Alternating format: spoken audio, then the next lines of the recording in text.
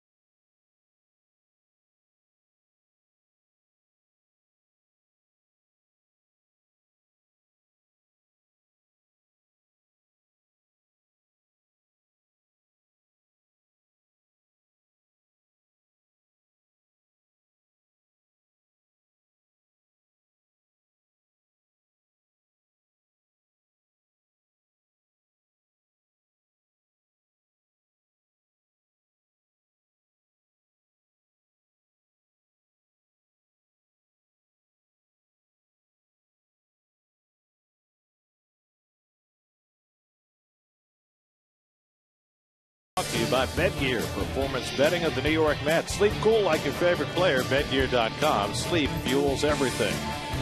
By Citi, preferred card of the New York Mets. And by State Farm. Today's State Farm agent of the game is Pat Cawley of Glendale. Contact Pat at patcawley.com. Make Citi Field your home for the holidays by hosting your company's holiday party right here at the ballpark with superb cuisine, 5-star service, and state-of-the-art event space. For more information, call 718-507-3663 or go to metropolitanhospitality.com. Coldwell Banker home field advantage. And you see the starting pitcher ERA at home. Dodgers and Mets just about the same. And each one competing for home field advantage. The Dodgers with a half-game lead over the Mets heading into the final 2 days of the season. A day for dressing warm in Citi Field. Cold and blustery. Mets and Nats. First pitch is coming right up.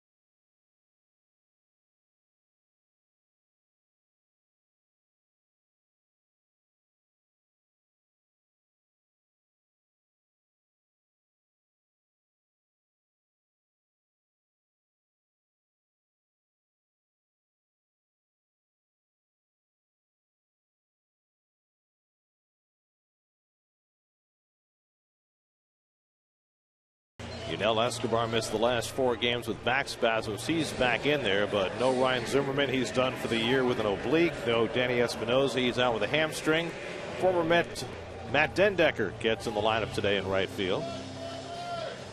And Noah Syndergaard makes his final start of the regular season. Well, look at Noah's numbers. Such a young man. Jeep numbers. 30 walks is just, to me, a power pitcher that comes up at his age. Usually they're diamonds in the rough. They are all over the place, not honed as pitchers yet with their command. And look at him with 30 walks and 143 innings. That, to me, Gary, is incredible. And we'll look at the defense for your Lexus Metsies. Kadire in right field. He's had great success against Gonzalez. Tejada's going to get more playing time. He's going to be the shortstop in the playoffs. And d'Arnaud behind the plate, who's been struggling a little bit offensively. He needs to get his stroke. So he's the one that needs to play and get ready for the Dodgers. And well, anything that goes in the air today is going to be an adventure. The wind gusting up to 40 miles an hour. Sustained winds around 25 miles an hour, mostly blowing from right toward left. But in this ballpark, you just never know what direction it might go. And we're so close, to Flushing Bay over there. You're near the waters, and also the winds. There's nothing to block the wind here. It is howling, and I'm glad we have a heater under our desk here. Yep, badly needed. The good news is the rain has moved out. Rain should not be a factor today, tonight, or tomorrow for these final 3 games of the regular season. And that is certainly a blessing, because Major League Baseball, even at this point, never said whether they would have to make up games that couldn't be finished by the end of tomorrow in order to secure home field advantage. But it seems as though now it's going to be a moot point, and that these games should be able to be played, although it certainly will not be a comfortable day or evening for anybody on the field or in those dugouts. And there's the much beleaguered manager of the Nationals, Matt Williams, who's come under a lot of criticism with the failure of this ball club. And he had to answer questions before the game today from the media about whether his job was in jeopardy. There have been multiple reports that he's going to get fired as soon as the season is over, and he said he hasn't been told anything to the contrary. He just wants to win these last 3 games. Anthony Rendon leads off against Syndergaard, and Noah's first pitch of the afternoon is hit foul off to the right out of play, and we're underway. And that might be a theme for the afternoon. Get in the box and swing quickly. I'm sure the players, if they had their druthers, would rather play a good old-fashioned doubleheader, wait a half hour, and go on to the next instead of playing tonight. Well, the Mets had huge crowds expected last night and tonight, and so they really had no choice but to play the day-nighter today. So here we are with the split doubleheader. And Rendon takes a fastball for a strike at 97, and it's 0-2. Rendon had his season curtailed early because of injury. He's had over 300 at bats though now, and he's hitting .270. Last year, 287, 21 home runs. It's been anything but a similar year for Rendon this year. And Syndergaard misses outside with a curve, 1-2. If you remember the series that these teams played here at Citi Field late July, early August, when the Mets swept the Nats to move into a virtual tie for first place, Syndergaard had the capper in that series. And he gets the curveball in, strike 3 called. Rendon struck out for the first out of the day. Always a good sign to see Syndergaard come out with the curveball like this out of the get-go. And that'll buckle your world. Syndergaard pitched that Sunday night game against the Nats to secure the sweep of that 3-game series. Went 8 innings, struck out 9 in that game. Mets then swept the Nats in early September in Washington to pretty much put a lock on this division. Here's Escobar. Has been sitting the last few days because of back spasms. Back in there today, and he fouls one back. Well, Escobar's had himself a nice season. Remember, he was moved over to third base when Rendon was down, and really a shortstop, second baseman, and really did a fine job at third base for this team. And he's third in the National League in batting. Comes into the day hitting .318. Trailing only Bryce Harper and D. Gordon in the National League batting race. Well, a cold day like today, and you know I didn't like to use gloves, and I probably wouldn't use gloves in today's game. But with Syndergaard out there, I'd make sure I made good contact. I'd try my darndest. I would imagine without gloves on a day like today, if you don't make good contact, it might be a little painful. Well, you'd be surprised. It hurts worse when you get it off the end of the bat than you do if you get jammed. There's some Met hats. Mr. Met hats. Looks like a monster. It's like an ice cream sundae on their heads. Here's the 1-2. Hit to shortstop. Tejada backs up to grab it. And he throws on Escobar, 2 down. Well, 2 curveballs today. Oh, here comes I'll just skip that one. And probably the National League MVP, Garrett. Well, these have been interesting times for Bryce Harper. After being choked by his teammate Jonathan Papelbon a few days ago. Papelbon suspended for the season as a result of that incident, and the one that preceded it when he threw at Manny Machado, which prompted the whole byplay between Harper and Papelbon to begin. The Mets have handled him during the season, the course of the season.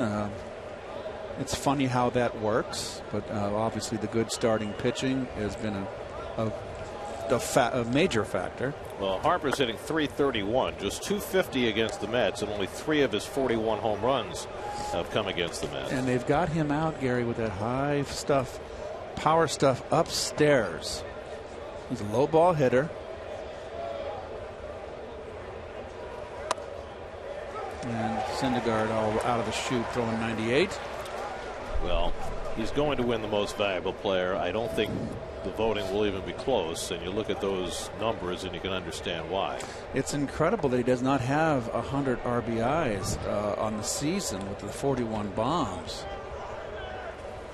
And that's got to be laid at the doorstep of his teammates, because he's hitting over 300 with runners in scoring position. It's not as though he's failed in RBI situations. And this is the team that's third in the National Leagues in runs scored, but 117 runs, 124 walks. 2-2 to Harper with 2 out and nobody on. Struck him out, 99 miles an hour, blew it right by Harper. Fast start for Syndergaard, 1-2-3 with a couple of punch-outs. No score at Citi Field.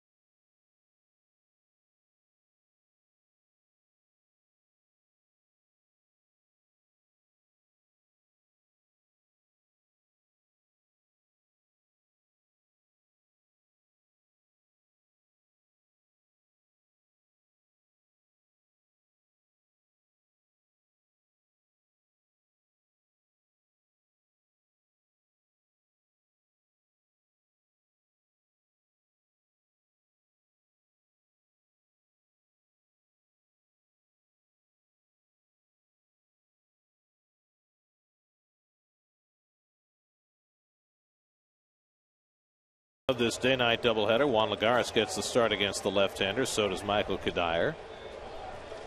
As the Mets face Gio Gonzalez for the 4th time this year, and Lagares takes a fastball for a strike.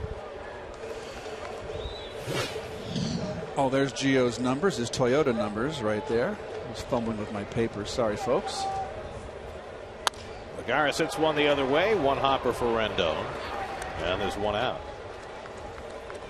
And the defense for your Washington Nationals. And that's always brought to you by Coors Light, here with 3 games left in the season. And Den Decker, the former Met, in right field. Bit odd that Bryce Harper's in center and Den Decker not in center field. The infield, Clint Robinson, who's really had a nice year for them. He was a nice addition to the ball club this year. Lobaton is their backup catcher, the switch hitter.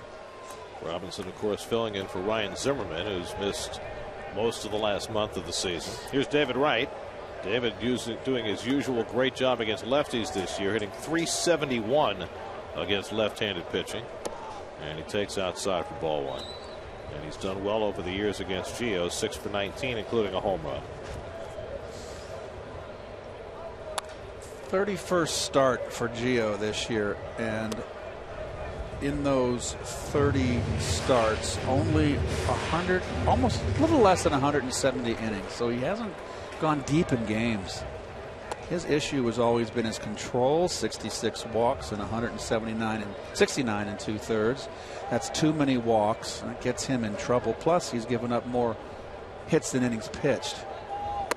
His numbers against the Mets this year are very good, 2-0, 1.53. But what we've seen from Gio is high pitch counts early in games, lots of walks, and even though he's pitched well, he hasn't been able to pitch deep, which backs up what you were just saying. He's always, this year, I've seen his starts. He gets off like gangbusters the first 4 or 5 innings, and then he loses it, and he gets very emotional when things get things go bad for him. He unravels. Highly emotional pitcher out there. 30 years old now.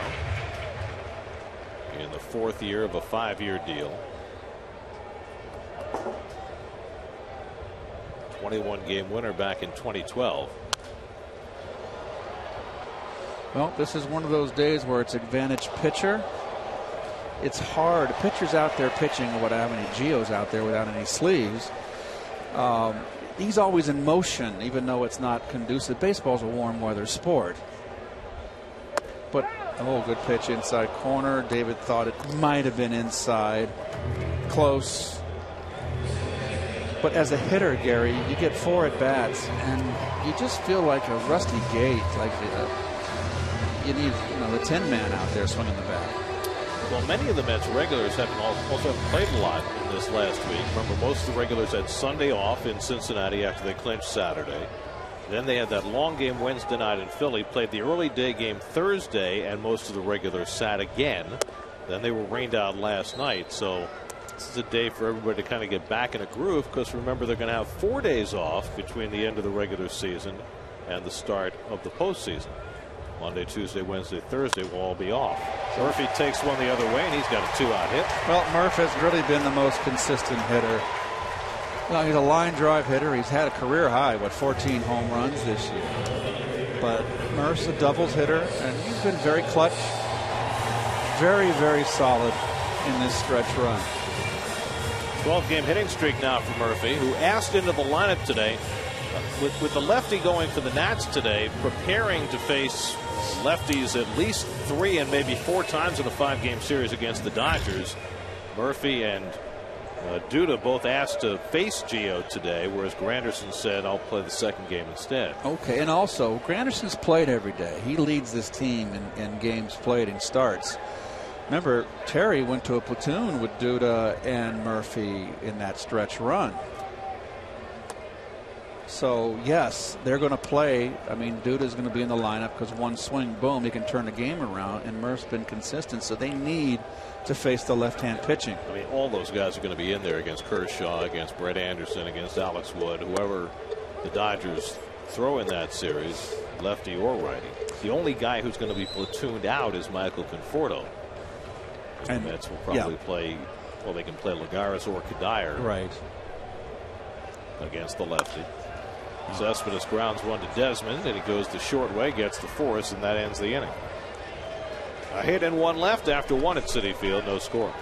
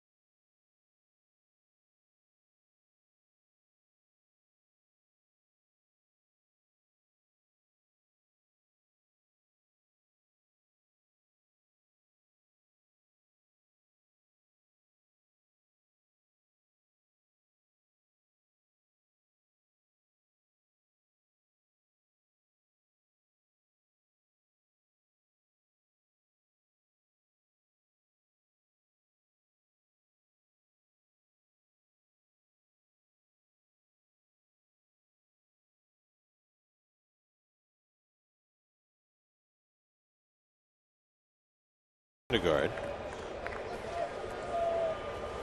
Worth hitting just .226 on the year. It's been an injury-plagued and dismal season for Worth at age 36. And remember, he's got 2 more years on that 7-year deal he signed when he left the Phillies to come to Washington. Well, he's an excellent player, Jason Worth. He's a terrific defender, strong arm, good base runner. Just can't stay healthy, Gary. He's always hurt every year. Is he still that guy at 36, going on 37? I still think he's a winning player, but you can't make that evaluation right now because he's never on the field. Well, then Robinson on deck, then Ian Desmond. Oh, slider from Syndergaard. It's 1-2. Let me tell you something. This is how he came out of the chute with this breaking ball in Cincinnati. If he's on a roll with that, my goodness. Well, in the game in Cincinnati, he struck out 11 and walked none. Became only the 3rd Met rookie ever to do that. Strike out 11 and walk none. Slowly hit. Tejada moving near the bag and throws out Worth one away. The only other rookies ever to have an 11 strikeout no walk game for the Mets were Dwight Gooden, who did it twice, and Jacob deGrom, who did it last year. And now Syndergaard has joined that club. He was as dominant in that game against the Reds 8 days ago as he has been all year. And the Reds weren't really, they don't have a powder puff lineup. They just can't win. 13 losses in a row now for Cincinnati. Yeah, they stink.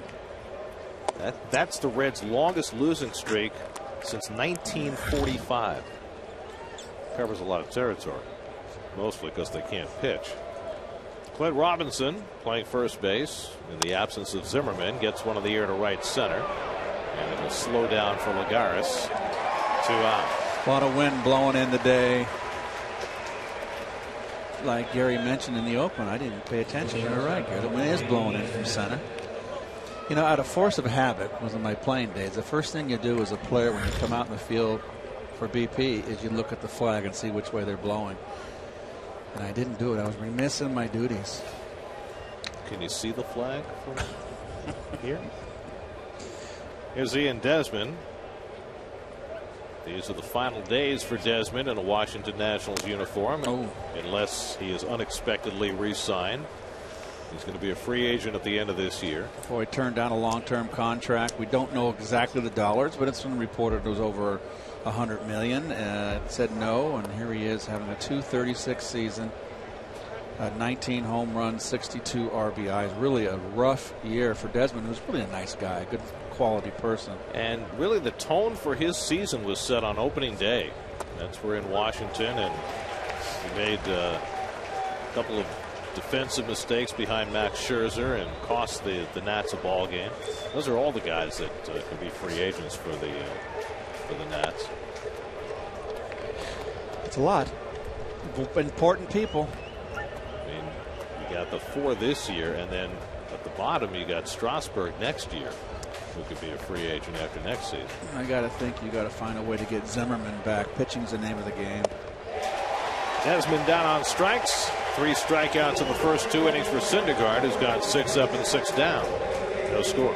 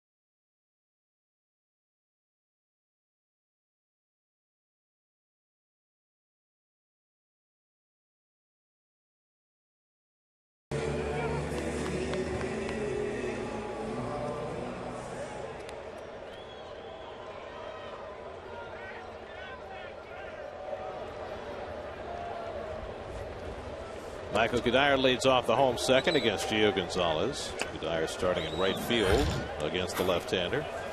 Hitting .281 against lefties this year. Well, Terry Collins has two options, as Gary mentioned earlier, with his platoon. With Conforto, it can either be Cuddyer or it can be Lagares. It'll be very interesting what Terry's choice will be.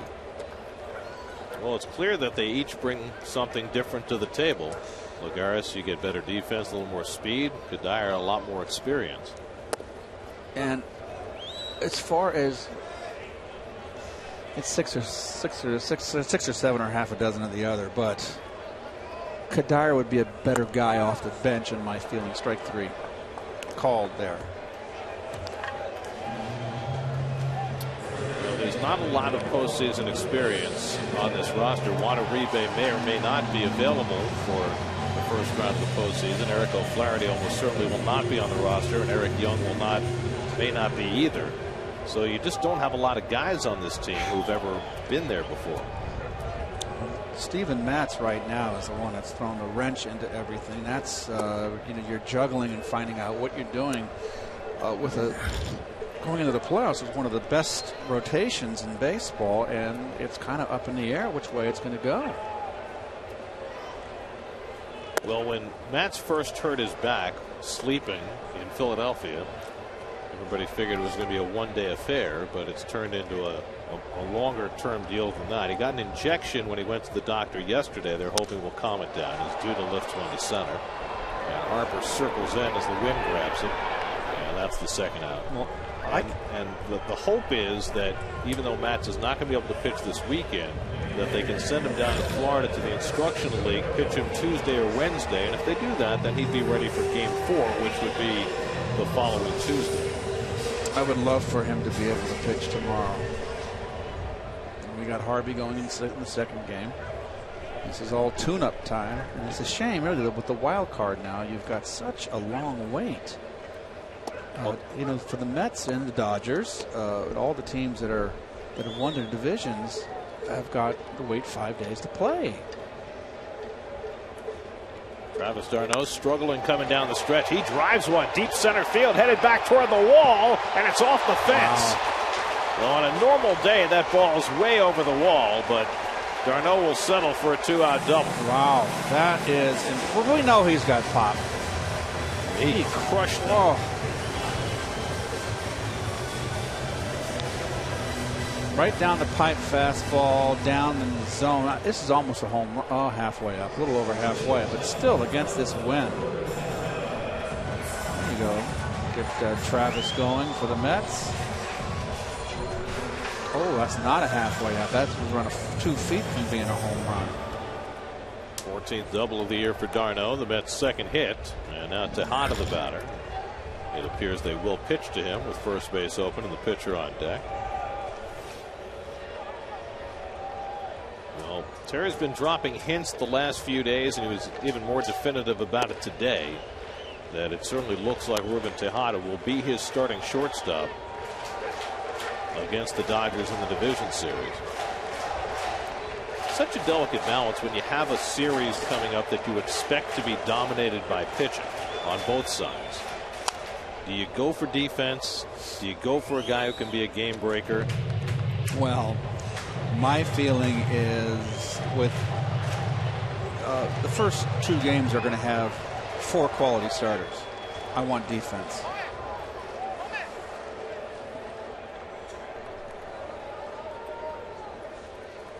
And at least for now, that appears to be the decision that's been made.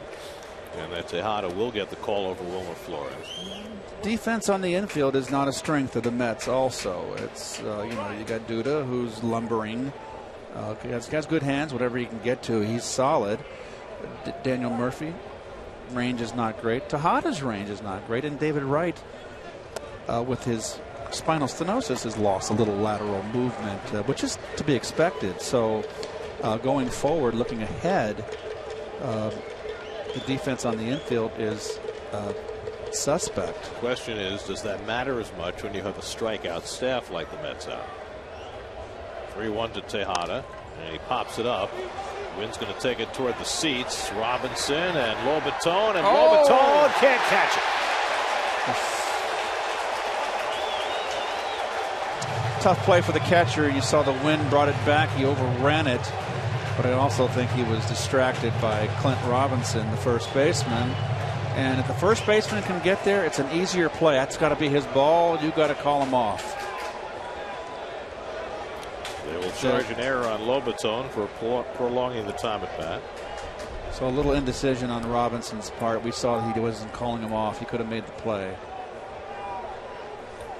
He could have made the Pete Rose Karam play. The Bob Boone Pete Rose play in the postseason. Yes, leave it to Pete to be Johnny on the spot. 3-2 to Tejada. He fouls that one off. And I always said Pete Rose, the Phillies never would have won a National League crown without Pete Rose. Pete Rose led them to the promised land. He's just a winner, and it was 1980. And that was the strike short. No. The next year was strike short. That's right. It was the Phillies' first ever World Championship in 1980. And Tejada pops this one up. This will stay in play for Robinson. Or for Rendon. Well, Robinson doesn't want to pop up, does he? Well, he doesn't want. Some people better off staying out of the way. No score after 2.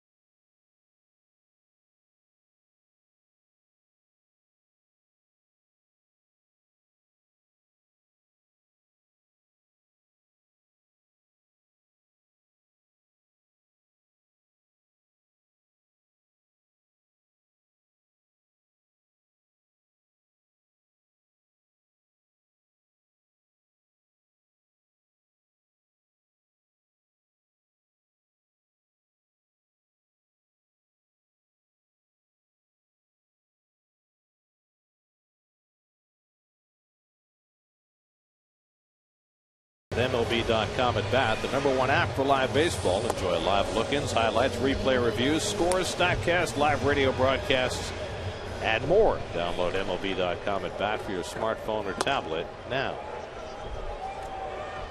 Here's some of your around the majors storylines. The Rangers already have a playoff berth. They can clinch the American League West with a win or a loss by the Astros. The Astros are playing Arizona. They scored 21 runs last night, the Astros did, a franchise record. Pirates trying to clinch home field for their wild card game with the Cubs. They can do that with a win or a Cubs loss. Matt Dendecker leads off as we go to the third. Dendecker, who was traded from the Mets to the Nats on the eve of the season in the deal that brought the Mets Jerry Blevins. Remember last year when Dendecker came up with the Mets, he had retooled his swing. He wasn't striking out as much, but he wasn't hitting for much power. Right. Well, it's a small sample size because he's only had 91 big league at bats this year, but he's kept the strikeouts down, and now he's hitting for power again. He's got 5 home runs in those 91 at bats. Yeah, I've always liked his swing. If I recall, didn't they lower his hands a little bit in his stance? He held them high, if I recall. This is how he's holding them now. That was the big alteration. Laces that one to right center over toward the gap, and Kadire won't get there, and it hops against the wall. And Dendecker, the first base runner for the Nats today, with a leadoff double. It's 8 hits in his last 13 at bats, so Matt is finishing the season strong. Very quick bat, Dendecker. leg kick. The ball belt high up out over the plate. Well done. Well struck. Driving off that back leg. Look at the good balance. You want to be up and down, straight up and down, not leaning forward. Excellent balance. So the Nats have their first hit. Now Jose Lobaton, the switch hitting catcher. Backup for Wilson Ramos, who usually catches when Gio Gonzalez pitches.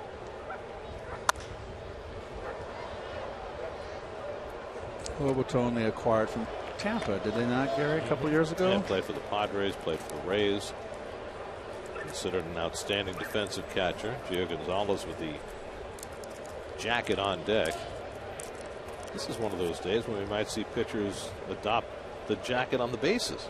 Haven't seen that much in recent years. 1-1 to Lobaton. You're right. Pitchers used to always put on the jacket, even on the hot days. The Mets have been extraordinarily fortunate with the weather this year. You look at teams like Colorado and Cincinnati that have had, 20 hours of rain delays and multiple rainouts and doubleheaders. The Mets have really had a great run this year in terms of being fortunate with the weather. Kind of ran out on them this week. Well, when weather turns, when summer's over and fall comes in up here in the Northeast, it comes overnight with a snap of the fingers. Well, hopefully we'll have nicer weather for when the postseason begins next week. I had a nice fire going all day yesterday until I had to get in the car and drive to the ballpark because it was a late call of the game. That was at 2:30, Gary. I couldn't wait. I was sitting there. I knew they were going to call the game, and I'm going, I've got a 86 mile to drive, and I can't wait. And I called Lorraine Hamilton, and she said they're in a meeting right now. I said, Lorraine, I got to go. She says, well, let's just go. So here I drove all the way in. Well, you basically got here, you touched base, and you went back. Yep, we got the word, and that was it. What they call around 4-ish? A little after 4, yeah. Lobaton strikes out, but the pitch goes to the backstop, and he'll arrive safely at first. Dendecker goes to third. So that'll be a strikeout and a wild pitch, and runners are at the corners with nobody out. Backhand. Doggone it. Can't be making those mistakes when you're trying to hit home field advantage. And I must say, Darno's good at blocking balls, and that one just didn't get it done. He can be inconsistent at times. Sometimes he does it perfectly, and sometimes on a pitch like that, a little indifferent about blocking the ball. There's Gio Gonzalez squaring, bunting, foul ball. Oh, Darno made sure by kicking the foul. He's not happy with himself. That's why he did that. Little kick save. Oh, he's so polite. Get out of here.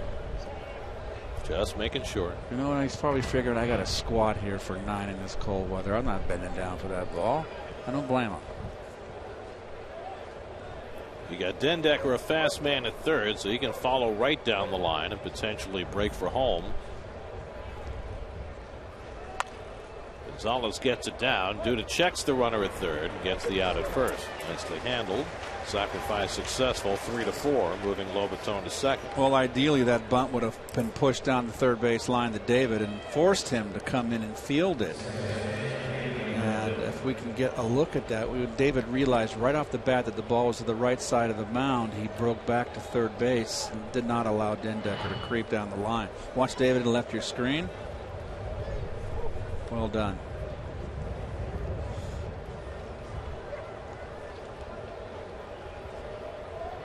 So second and third and 1 out. Mets will play the infield back. They'll concede a run on a ground ball. Anthony Rendon, the batter, struck out looking his first time up. Syndergaard has already struck out 4. He could use one here. And spins one in for a strike. 0-1.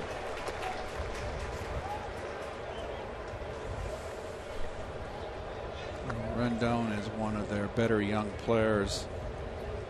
been hurt all year, and he's a guy they can't afford to have out of the lineup. He's really a top-notch hitter.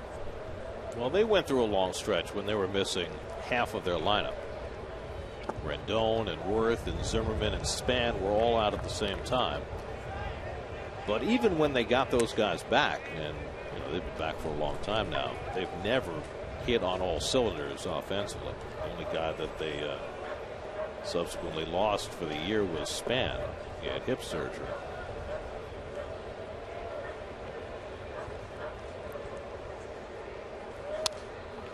And now Syndergaard ahead on Rendon, 1-2.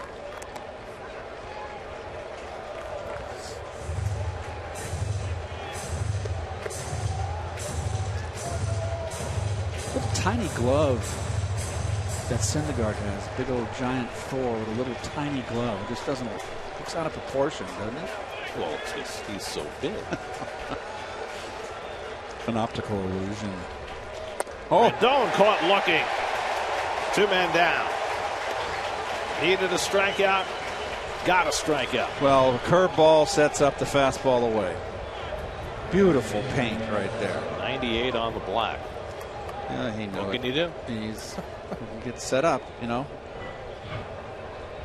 have been done better by Rembrandt right there. Beautiful painting. I always wondered about that. Why is it always Rembrandt? Well, he was a Dutch master. Was he great artists out there? He's a Dutch master. Yeah. I believe he was. Here's Escobar, grounded to short his first time. And the curveball low and away. Well, how come they never call it a Picasso? Or Jackson Pollock. Well, that would be I mean, he sprayed all over the place. That would be a pitcher with that very poor control. We're being silly. What now? But it could be a Da Vinci. It could be a Caravaggio. Gary. 1-0 to Escobar. The curveball to the first. Oh gosh! I mean, it's great that Rembrandt gets all the credit, but just saying. I know you hate the cold, and I'm glad to see you so chipper. Mind over matter. That's right. And lots of long underwear.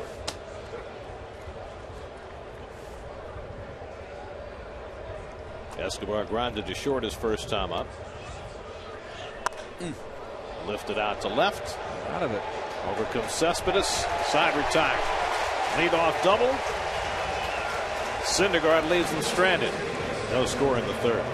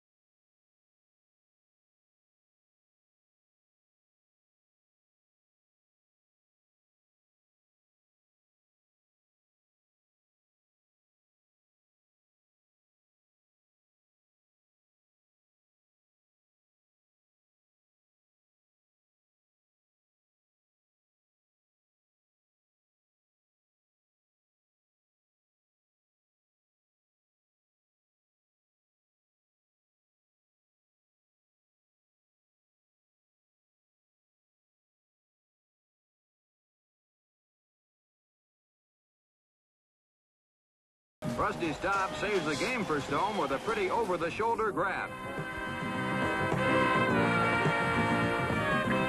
Then he saves it again for McGraw with this incredible catch.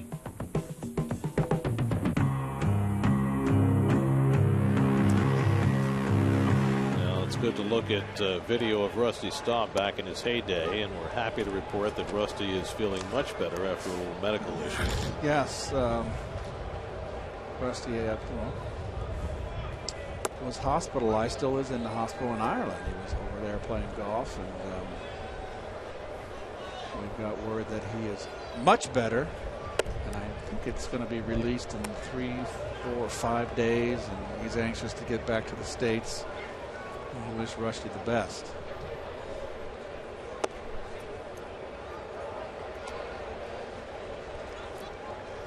Noah Syndergaard, 9 hits this year, including a home run. Juan Lagares on deck. And the curveball from Gonzalez outside, 3-2.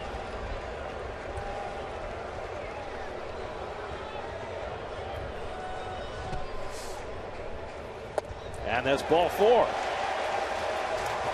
So Gio Gonzalez's first walk of the day goes to the opposing pitcher. Well, we mentioned earlier the walks have always been Gio's problem. Now Juan Lagares, who grounded out his first time up, and Syndergaard is going to get the jacket. Not the jacket, but the pullover, which has become more fashionable for pitchers to run the bases with these days. Well, a little more difficult to put on. Hold the hoodie too. Yeah. That's the, you know, you can't have a hoodie out there. Come on. Used to be they put on the warm-up jacket, button it up, right, and away we go. Here's Lagares, and he takes a fastball for a strike. Juan came into the day with great numbers against Gio Gonzalez with a ground out his first time up, 10 for 24, including a home run. By the way, Noah Syndergaard just did something for the first time that Bartolo Colon has still never done in his career, and that is draw a walk. That's right. And Syndergaard can hit. Yes, he can. Well, so can Bart. Better than he ever could before. Bart has an idea up there. He's much more loose in his approach, in his swing. But he likes to set up those pitchers. He has a clue what he's doing. David Wright on deck.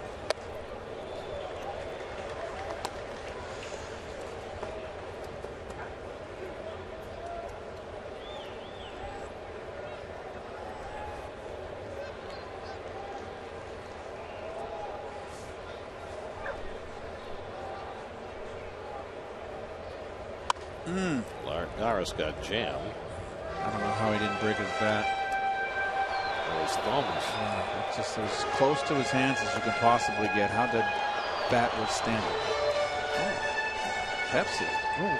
He must have gotten a good lumber, Keith.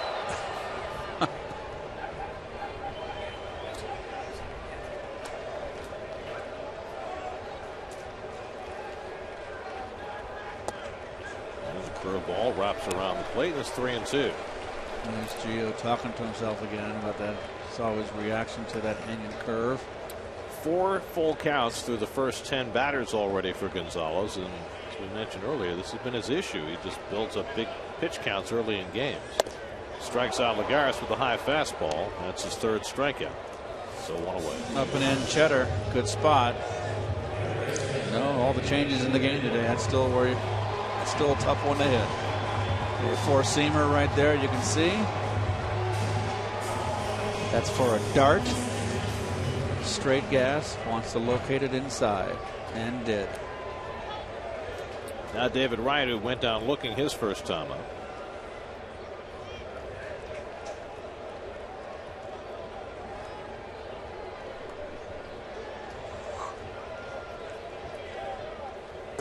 Gio Gonzalez has been a very successful pitcher, particularly at Citi Field. He's got the lowest ERA of any pitcher who's pitched at least 50 innings in this ballpark, including all the Mets.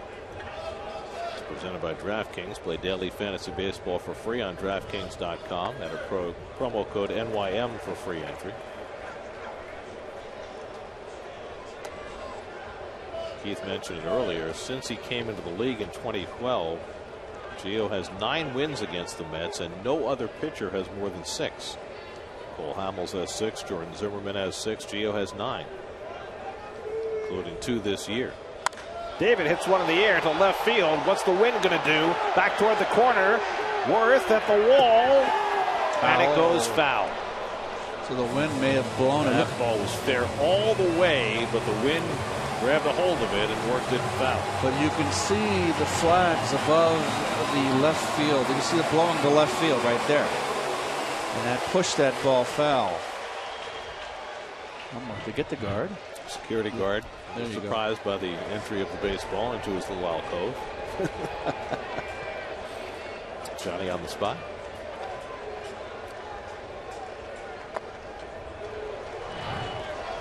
Duck.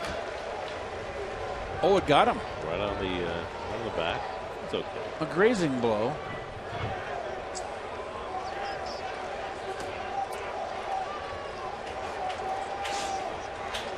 Three and one to right.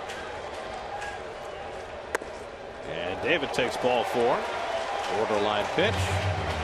Wright got the call. 2 walks in the inning for Gio Gonzalez. Well, as we wind down toward the end of the season, there are a lot of people we're going to need to thank. All their work in helping make these broadcasts possible. We thank our Game Creek truck vendor, Pat and Garrett Sullivan, and our truck engineers in charge, Kyle Sullivan, Jared King, Riley Henson, Brett Boland, and probably most important, Vic, the driver for our truck, which is nicknamed Amazing, of course. Oh, yes. So thanks to all you guys for helping us get these productions out of our booth and into everybody's homes. It's a group effort. How about all of our cameramen here that are out in this cold weather today? They're in the elements. They've been with us. We'll get to them.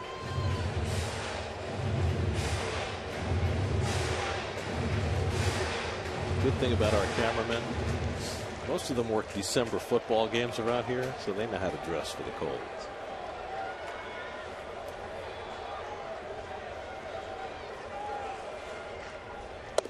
Murphy takes a fastball for a strike, 2-1. Oh, there they are. They know how to dress too. But look at, they have to be, their hands got to be cold. Oh, there's a good idea right there. But his fingertips are cold, I guarantee it.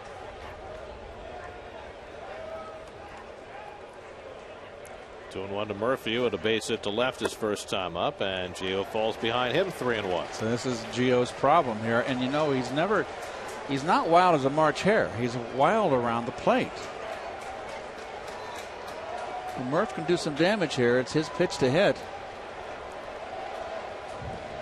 2 on and 1 out, and Murphy drives one to right field. Dendecker coming over in the gap, and he makes a terrific catch. Well, we've seen that before. Matt Dendecker, when he was in a Mets uniform, made countless acrobatic catches, and he makes a tremendous play here to save at least a run and maybe 2. Well, this is all about getting the jump and the speed to get to it, and fully stretched out. Beautiful play, run-saving play. And that ball was past him. Yep. And everybody on the bases. Syndergaard usually go watch pitchers. With 1 out, he was halfway where he should be.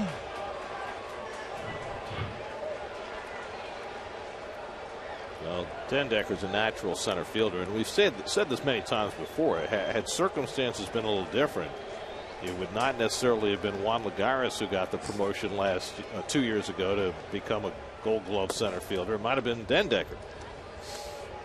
They both possess that kind of defensive skill, and it's a little shocking to see the Nationals playing Dendecker in right and Harper, whose natural position is right field, playing center. Good pitch. Confusing. Good pitch up and in, and I'm glad, happy that Cespedes took it, because that's a pitch he likes to swing at that pitch a little above the letters, or at the letters. He's a low ball hitter. Just nice to see Cespedes back in the lineup after the scare a few nights ago. With the ball that hit him on his left hand, we had to hold our breath for about an hour and a half before the X-rays came back. So here he is, right back in the lineup. Well, he slowed up a little bit, but gosh almighty, You can't, and that torrid streak that he had, that was such a big reason why the Mets are where they are now. You can't maintain that. So what you'd like to see Cespedes now is find the range again and take it into the playoffs. What did he have? 17 home runs in a 31-game span. I mean, that's just crazy. It's ridiculous. Drove in what he had in 40-something runs and 42 games. It was just incredible what he did. And that huge 3-run double against Drew Storen and that big comeback win in Washington. 3-2 to Cespedes. Big hit after big hit after big hit.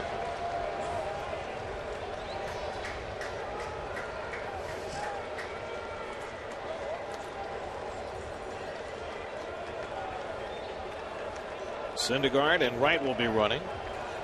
3-2 to Cespedes. And he pokes one foul. Changeup from Gonzalez.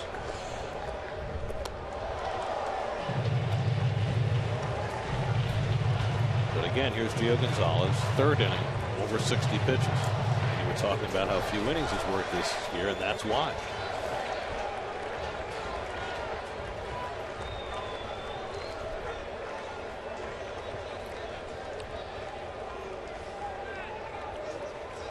Again, the 3-2, and he yanks one foul. Well, the night before the 3-run double, Cespedes got a hanging breaking ball from Storen and hit a country mile. The Mets were in the midst of 3 consecutive late inning comeback victories in Washington that took them from 4 games in front to 7 games in front. And I think that home run right there just took the starch out of Washington. There's ball 4 and the bases are loaded, so 3 walks in the inning. Well, the Mets swept the 3-game series here in late July, early August, and then swept the 3-game series in Washington, and you see why. Mostly the bullpen. Remember the second game of that series, Matt Harvey started for the Mets after all the controversy had swirled around his innings limit, and he went out and he got blasted, and the Mets were down 7-1 when Matt came out of the game.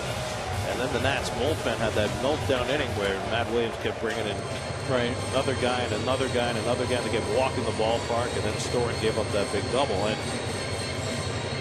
those games were just they were season changing for both these clubs.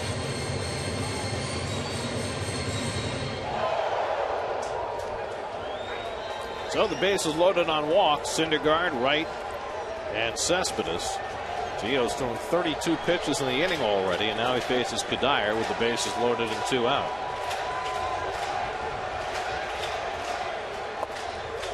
Kadire takes a changeup out of the strike zone for ball 1. Michael took a call third strike his first time up.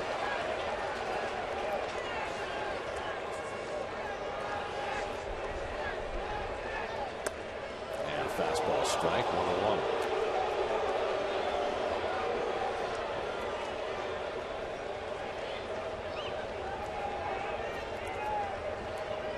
Gonzalez has walked 3, struck out 3, allowed no runs and 2 hits.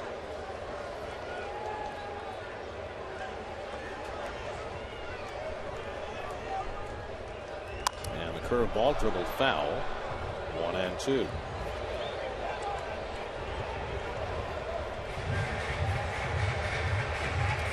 Lucas Duda would be next.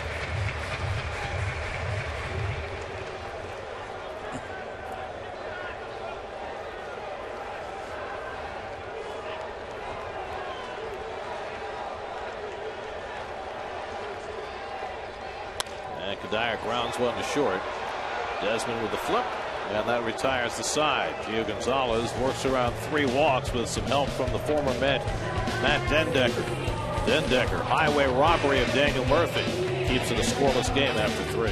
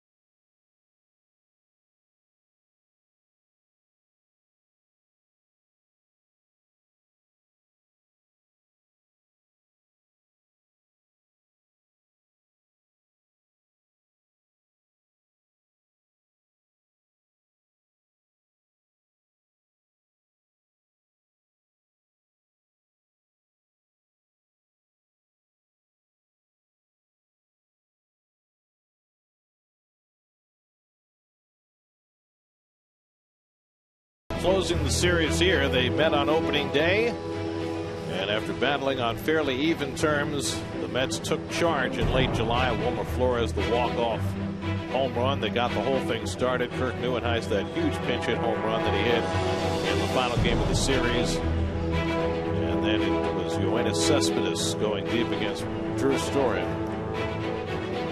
Can only hang his head. And Cespedes there, we just cut it short. He was, after that embrace with Familia, he said, wow, indeed, wow.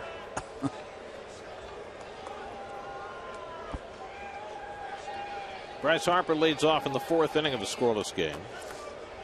Harper struck out his first time up against Noah Syndergaard, who's fanned 5 through the first 3 innings. Harper, Worth, and Robinson for the Nats in the 4th. And he grounds one, breaks his bat in the process.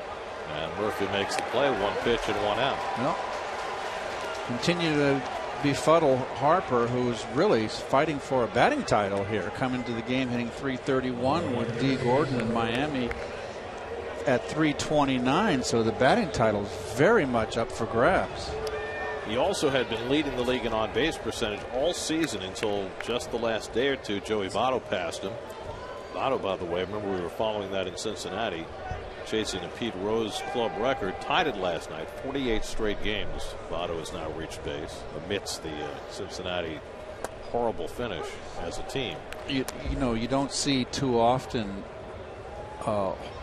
batting champions with 41 home runs. You know, you got not Hank Aaron, Ted Williams, of course, comes to mind for me. Mickey Mantle won a Triple Crown. Right. It's rare. Usually your batting champs are, you know, maybe 20, 25, but are line drive hitters. And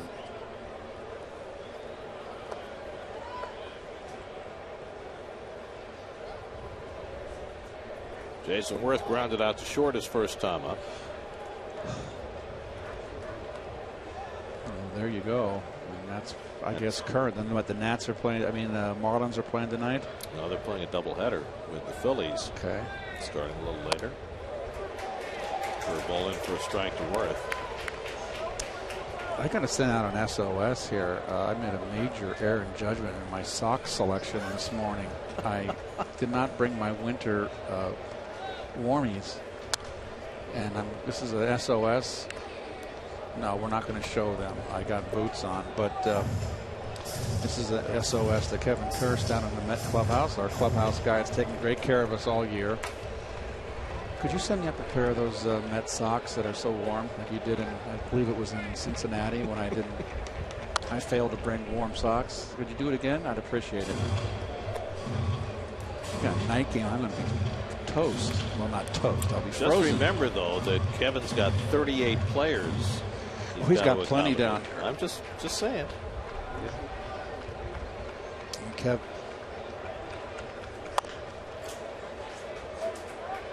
Hop fielded by Tejada, and he throws out Worth for the second out. Oh, we should probably take the opportunity to thank Kevin, who was the Mets equipment manager and has done a spectacular job of moving our stuff all over the country. You know, we don't normally sometimes travel with the team, but we may put our bags on the plane, and you know, you tell Kevin, and he makes sure they're at the hotel and they're locked up overnight. If we come in the next day, he's just been fabulous all year. And I personally have to send out a thanks to our traveling secretary, Brian Small, who I've come in at different times behind a team or in front of a team. He always has my hotel room ready.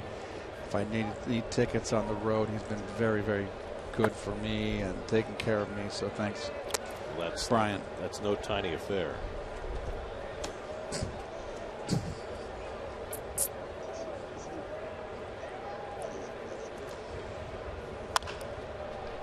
Tejada has Robinson played perfectly. 3 ground ball outs for Noah Syndergaard in the top of the 4th. Syndergaard looking dominant again. No score at Citi Field.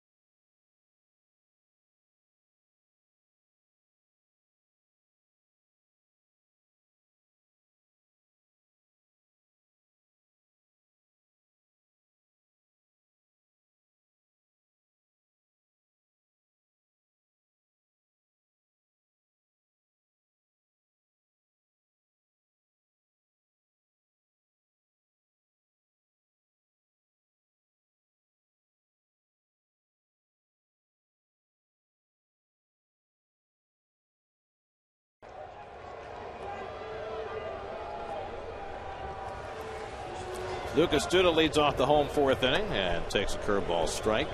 Ball, whichever you prefer, from Gio Gonzalez, 1-0. Well, Lucas on one of his little home run tears, Gare. Right now, 27 home runs. Good cut right there. He had 5 home runs in a 3-game span before taking an offer in his last outing on Wednesday night. And who would have thought he would have had a chance at 30 home runs at the All-Star break? Yeah, this may be a tough 30, though, with the wind blowing the way it is today and likely to be again tonight and tomorrow. You hit 3 home runs in this series, you will have really accomplished something. But still, you're right. For him to be even this close to 30 is incredible. I didn't think I was very, very concerned at him at midseason about with him his season, but he's really turned it around. You see what just happened? Gio Gonzalez went to the stretch with nobody on base. He's a little bit of a space cadet He out there. got totally discombobulated. He's drifting. Good. Hey, after that, he drops a major hammer on him.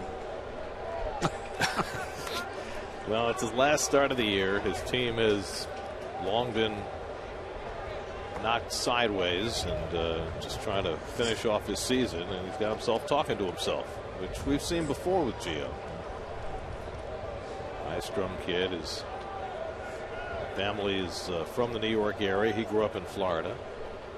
So it's always special for Gio when he pitches here. Still has lots of family here in the New York area.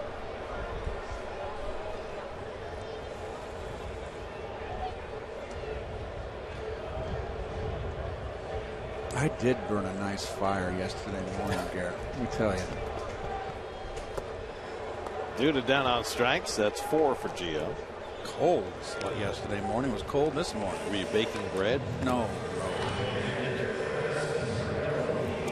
I never know with you because, you have these gardening skills and you build a fire. I'm thinking about you, doing artisanal things. Well, I had an attack of voles on in my backyard around my roses, and they were eating at the roots, and I had to call my pest control company and get rid of them. They were getting ready to winter down under my garden, and that's not happening. The voles, are those like gophers? They're like little gopher, tiny things, and they get underneath and they tunnel and they get to the roots. They'll destroy your garden. Can't be having that. Arnaud takes a curveball for a strike, and it's 0-2. So did you get the problem fixed? Yeah. Did you smoke them out? How does that work? I think they put poison down those holes, to be honest with you. I don't know. I don't watch. I just want them gone. Gio's got his curveball working now. Back-to-back strikeouts of Duda and Darno, and there are 2 out. Sunday on an all-new Mets Insider, from the rise of unproven prospects to the week in July that changed the season. Get an inside look at the 2015 Mets journey to the postseason on Mets Insider, presented by WB Mason, Sunday at 6:30, only on SNY. There's Ruben Tejada, who popped up his first time up.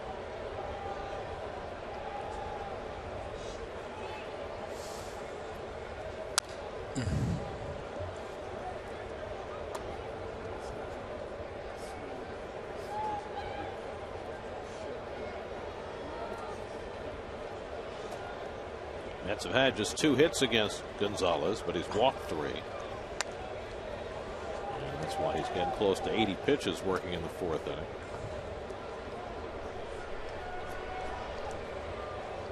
No limits on Gio today. It's his last start of the year. Syndergaard, you figure, will probably throw about 80 or 85 pitches in his last tune-up for the postseason. It looks like Noah's going to pitch game 2 against the Dodgers. That would be a week from today. So he'll have a full week. And I'm not concerned. Everybody, of course, about his road numbers. I think he's over that hump. It took him a long time to get his first win on the road. So they look pretty good on the road the last time out against the Reds. And he's pitched well on the road the last couple times out, and I'm not the least bit concerned. But nevertheless, again, I cannot accentuate enough the home field advantage. The Mets need to get it.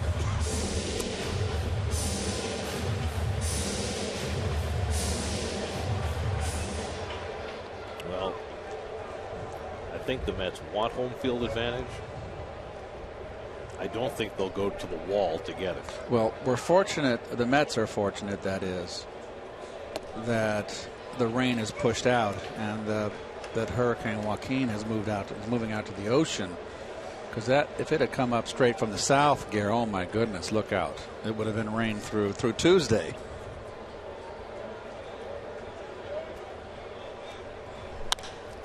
Tejada hits one out to center. Plenty of room for Harper. And that retires the side. First 1-2-3 inning of the day for Gio Gonzalez. No score after 4.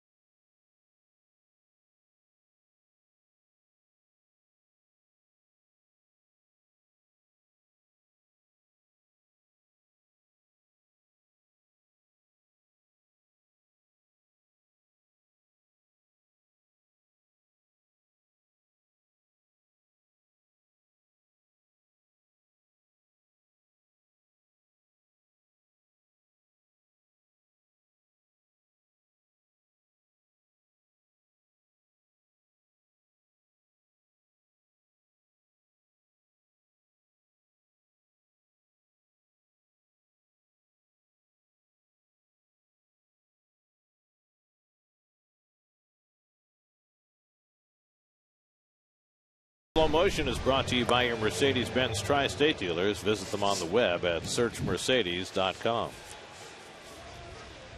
Sunday after the Jets-Dolphins game in London, tune to SNY for behind-the-scenes access, player reactions, and a complete game breakdown with exclusive interviews and Todd Bowles' post-game comments on Jets Post-Game Live presented by Toyota.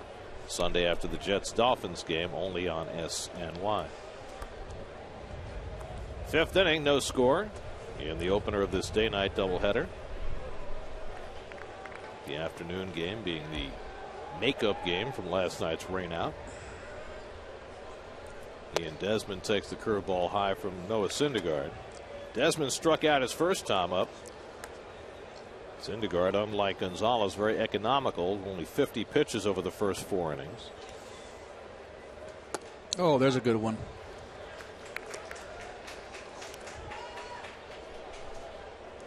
Well, he's really come a long way with that breaking ball, let me tell you.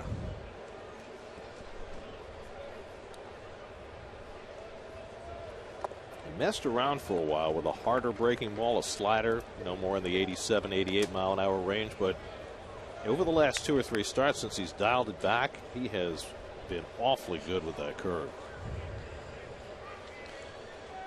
Matt Dendecker on deck. Change up from Syndergaard. Well, even on Desmond. I remember speaking with Ed Lynch, who scouts for the Blue Jays, and when we first got Syndergaard, I asked Ed about him, and he said, well, throws it through a brick wall, but his breaking ball, we don't think he's ever really going to have much of a one or get it over. Well, wrong. Swing and a miss. Desmond goes after the high fastball, and Syndergaard has his 6th strikeout of the day. Well, I know you remember this also, Keith, and I don't want to attach any names to this, but the couple of months after the Mets acquired Syndergaard, we had a conversation with some people in the Mets organization, and they were not as high on Syndergaard as we thought they would be. They said, yeah, maybe a 3rd starter type. Right. You know, we're not quite as high on him, but boy, he has broken through that ceiling, hasn't he? You never know. And, the same thing for DeGrom. Remember, they were going to call him in the bullpen. And people said that about Harvey. Remember, he was only going to be a third starter. So, you never know till a guy gets to the big leagues exactly what he's going to be. Dendecker has the only hit against Syndergaard today, a long double to right center. In the words of Bob Gibson, potential means you haven't done it yet. He told me that one. I said, yes, Mr. Gibson. Oh, what a breaking ball. Jeez.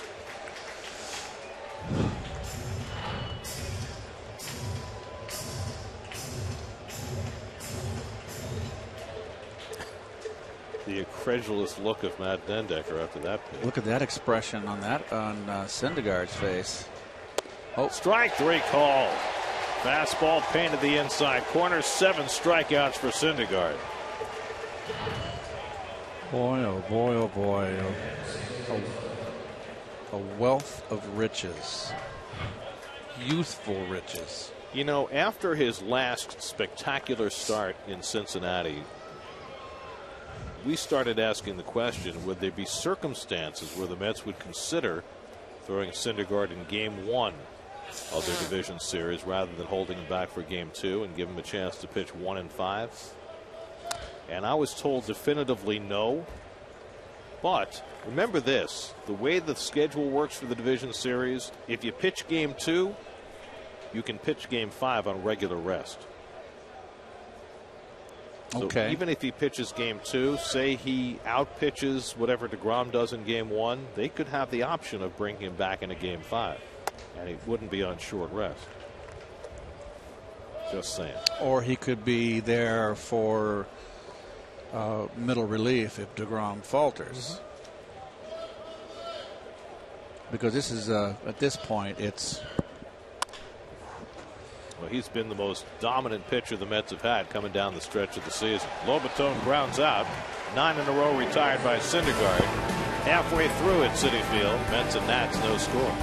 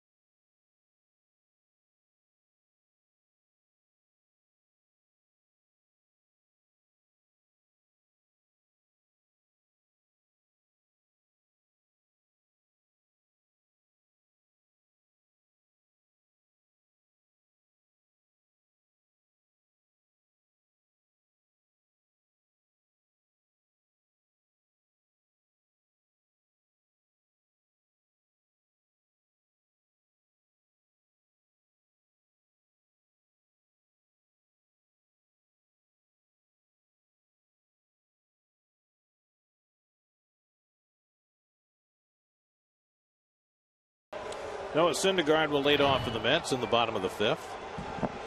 On the left, you see Syndergaard's changeup grip. On the right, his fastball grip. And another thing, too, on that changeup is another pitch that he has a terrific command with. Noah drew a walk his first time up. 3 walks issued by Gonzalez in the 3rd, but he was able to work out of it. And Syndergaard lines one right back to Gonzalez, who catches it before it went right through him. a bullet. And Gio fortunate to have the glove in the right place.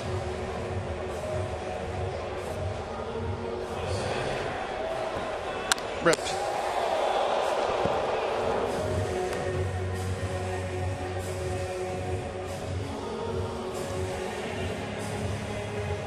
That can be scary from less than 60 feet away.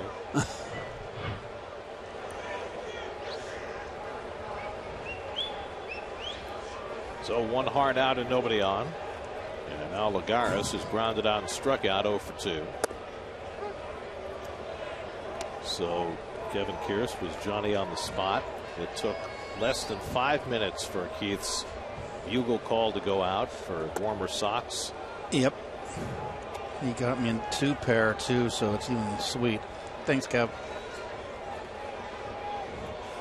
Those are awesome boots you have. Yeah, they're my winter. Excuse me, I'm tying my shoe here, my boot. Lagares sits one right at Desmond. And that's the second out. 5th inning recap brought to you by Fidelis Care. It's been a pitcher's duel so far. Noah Syndergaard has been the more impressive. But Gio Gonzalez got a great defensive play by Matt Dendecker. He had a potential David Wright home run blown foul by the howling winds at Citi Field. And so he's been able to survive for 4 2/3. And now he'll face Wright again. David eventually drew a walk after that foul home run in the 3rd.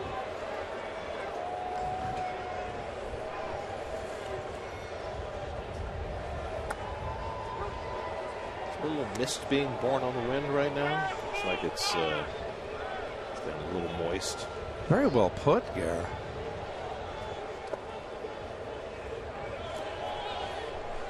What'd you say? A mist being Mist born on the wind? Yeah, very well put.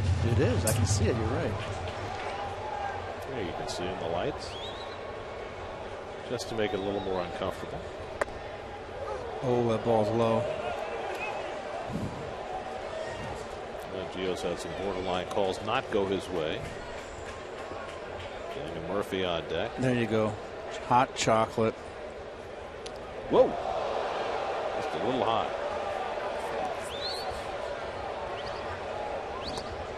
That was not borderline.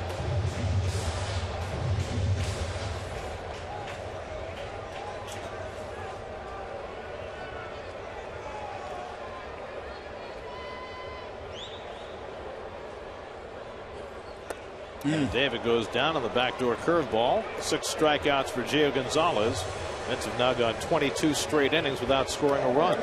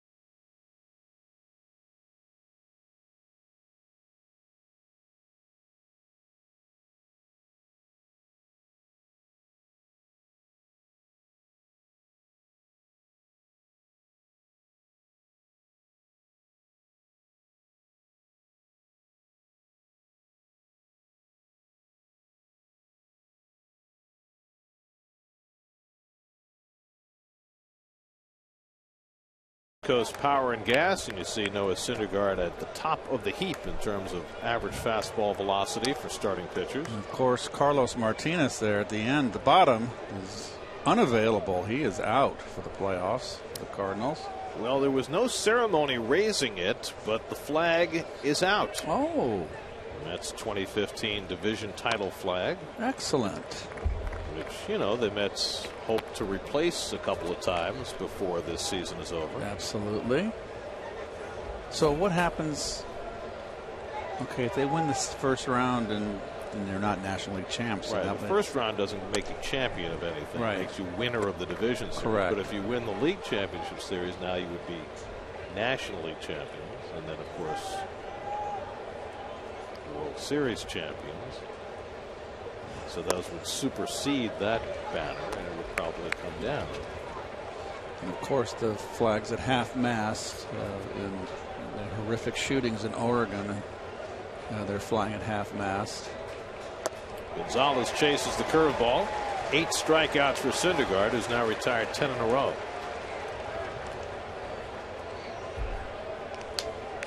He is having himself another dominating day. He's good, Gary. His last 2 starts now. He's worked 13 innings, struck out 19 with no walks.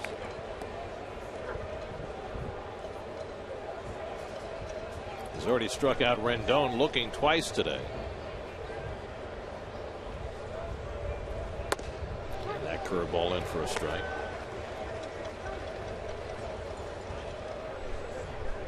Now Escobar waiting on deck.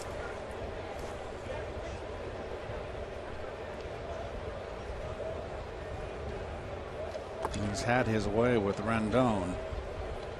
Big strikeout of Rendon, his last at bat in the 3rd inning with runners on 2nd and 3rd and 1 out. Called 3rd strike fastball in the outside corner. And Rendon grounds one down to right. Offbeat Hoppy stays with it. And that's the 2nd out. 2 out and nobody out. Let's check in with the studio. Kareth Burke has a game break brought to you by Honda.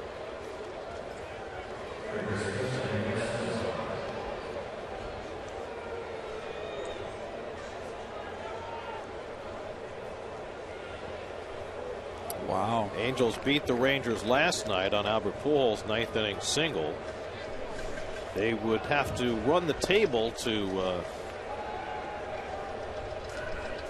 get near the Rangers in the division standings, but the Angels 1 game behind Houston for the wild card in the American League. The Yankees right are in. Yankees. The Yankees are in. Well, the Yankees have not clinched home field yet for that wild card game. They need a win or a Houston loss, and they're getting smoked by the Orioles in the first of their doubleheader today.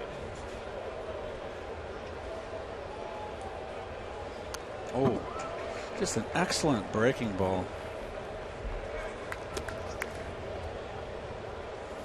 Well, there's the AL West. Houston, Texas is in, but Houston could still catch them for the division. The Angels hoping to catch Houston for the wild card, and Minnesota's technically in that wild card too. They're 2 back with 2 to play, but they had a horrible loss last night. Minnesota blew a lead late and lost to Kansas City, and so they're right on the fringes. Cleveland's already been eliminated, so ignore that. Yeah, what's Cleveland doing in there for? I don't know. They snuck into our graphic. I mean, they've had themselves a nice season under Terry Francona, but coming up short this year.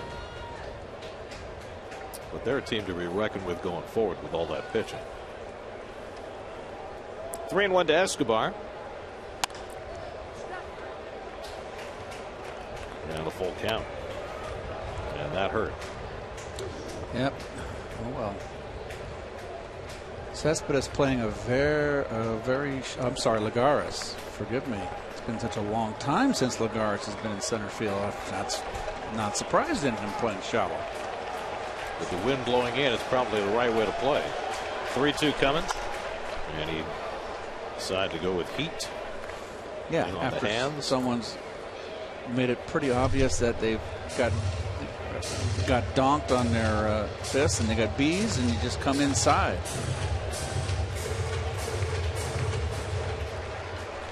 Well, we said right at the outset today, a pitcher's day, and it has been that. 3-2 to Escobar. Oh. And he just got a piece of the curveball and stay alive. All right, fine. What's that supposed to mean? Oh, you're not fooling me with that great breaking ball? Oh, come on. He's thinking to himself, I just sat out 4 games with back spasms. How come I couldn't have them for this game? And Syndergaard walks him. That's the first walk he's given up in his last 2 starts. And you know, you mentioned this earlier, Keith. That's 31 walks to go with 164 strikeouts. It's remarkable. For a rookie. It's remarkable. He throws 98. And what, 22 years of age. And a lot of boos for Mr. Harper. He's gotten those right from the outset. And I just think it's probably because he's one of the. They always boo the elite players on the road. Well, I said this earlier this season. I think Harper embraces being the villain.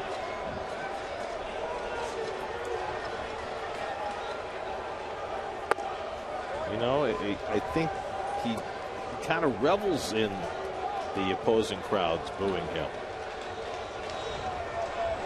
Jason Worth waiting on deck.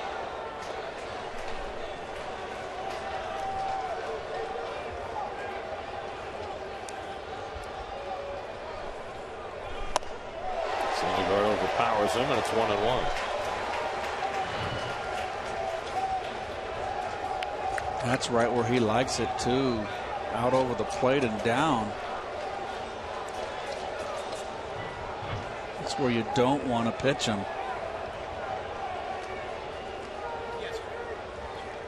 80th pitch of the afternoon coming up for Syndergaard. Ooh. And he comes inside, and Harper gets drilled. Oh, that is not where you want to get hit on a cold day.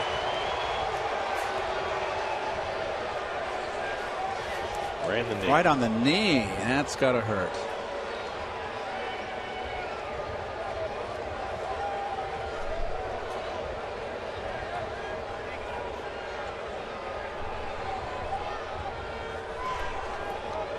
He's a tough guy, but this is it's a little below the knee inside. It's still going to hurt. It's a lot of bone. Right on that upper shin bone. And he's a tough guy. He plays hurt. And that's also coming in around 98, 97 miles per hour. And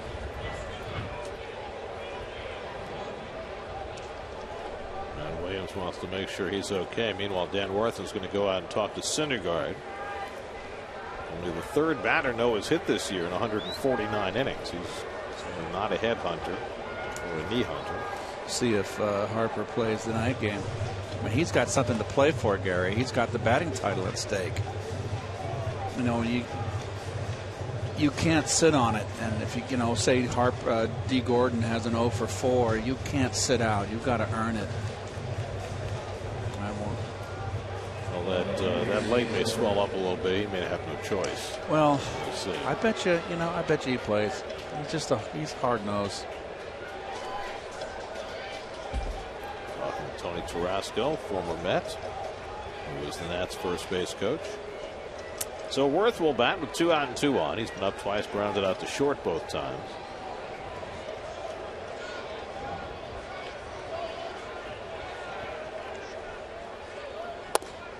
Oh gosh, look at that cheddar right there.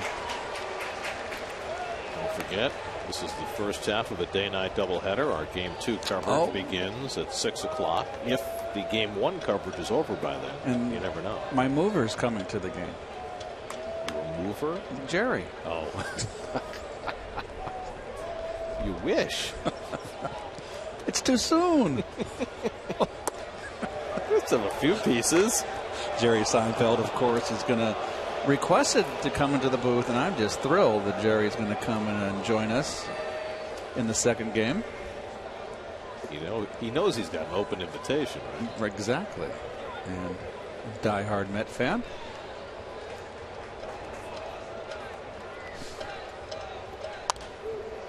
I bet you he brought warm enough socks. Yeah, but he's got his little suite down there too. He can button up down there if he has to. We're gonna make him do the whole game with us. Maybe the first 5 innings. He can stay as long as he'd like. Well, great pitching matchup tonight. Matt Harvey and Max Scherzer. Could you imagine if these games meant something and you had Harvey and Scherzer pitching? I know. The last Saturday night of the season. 1-2 to Worth. Strike 3 call. Number 9 for Syndergaard. Scintillating again. Plenty of plate, knees. Still no score at Citi Field.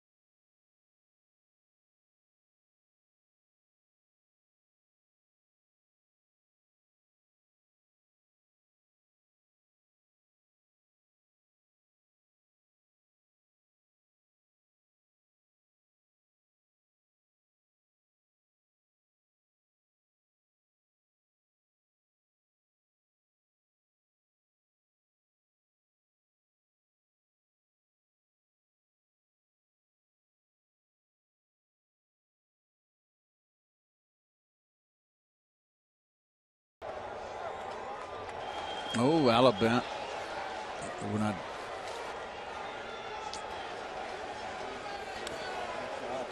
Your Verizon trivia question: which 3 players have hit 10 or more home runs at both Shea Stadium and Citi Field? Is that what the question was?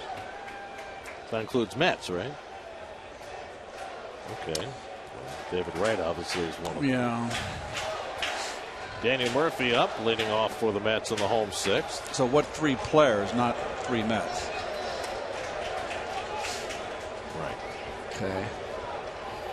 Murphy's hit the ball well twice today, and a base hit to left field in the first, then hit a long drive to right center, and Matt Dendecker made a great play going away. Otherwise, this game would not be scoreless. Oh. And the curveball sits inside, 2-1. Gonzalez has really got a nice breaking ball working today. He had that 1 inning where he walked the bases loaded and got out of it in the 3rd. Murphy pops this one up. Escobar into foul ground to get it. 1 away. Now Gio's retired 8 in a row. Bryce Harper did the same thing earlier. He faked like he was going to throw a ball into the stands and then didn't. And Escobar just did the same thing. If you can't win the division, you might as well tease the finish. Not nice. Cespedes, who's into a fielder's choice and drawn a walk, 0 for 1. There have been only 3 hits in this game. The Nats have 1, the Mets have 2. Syndergaard and Gonzalez have been splendid.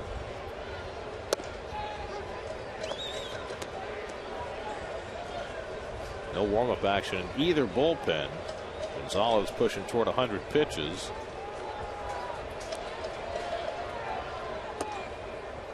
But this is his last start of the year. It's a cool, bordering on cold afternoon. Got all winter to rest. You want their 12th win or go home with 11? The curveball slipped out of his hand. 2-1. He talks to himself yes, about as much as any pitcher who's pitching today. Yes, and he's hard on himself too. He pushes himself and berates himself, it seems. Good change up to Cespedes. 2-2.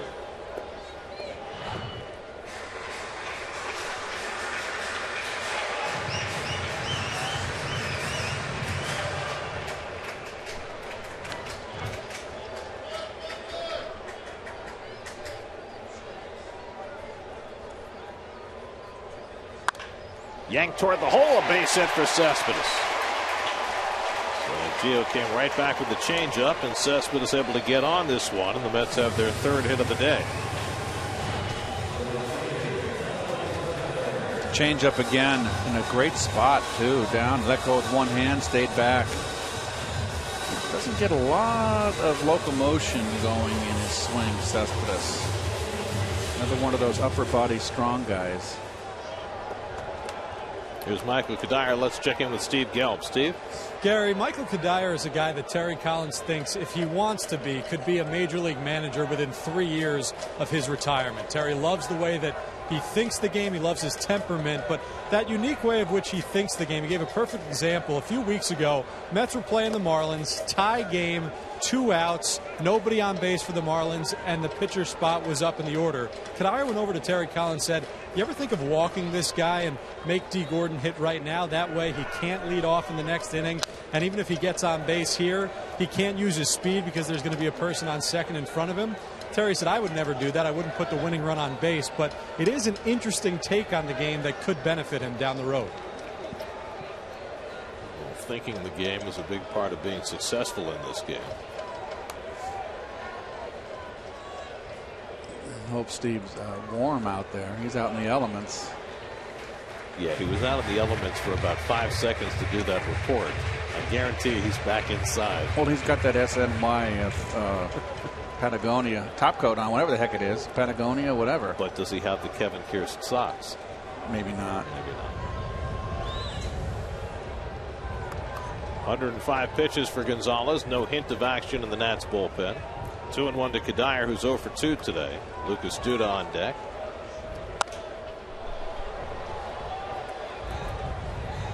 The last time the Mets scored was in the 1st inning on Wednesday night, when Murphy and Conforto hit home runs in a 5-run 1st inning in Philly. They didn't score for the next 8 innings that night. They got shut out Thursday, rained out last night, and they've been shut out to this point today. There goes Cespedes. The throw by Lobaton is a good one, and he's out. Lobaton with a terrific throw. 2-4 on the caught stealing. As Kadire struck out. Strike him out, throw him out, double play.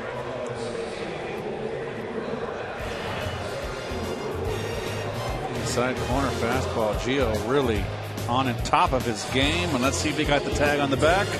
He did. Good call. 6 scoreless for Gio. Still no score at Citi Field.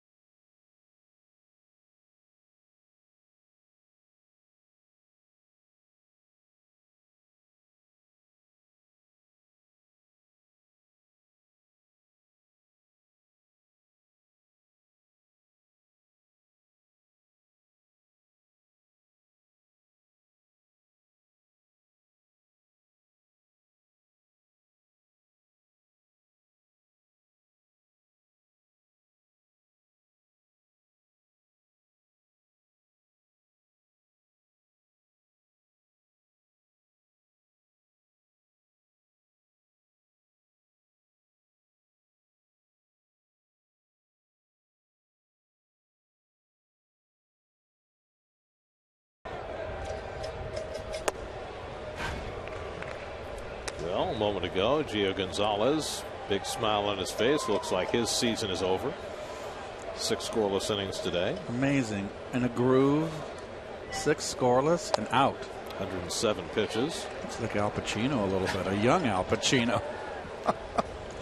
Dog Day Afternoon. No, it's Serpico there.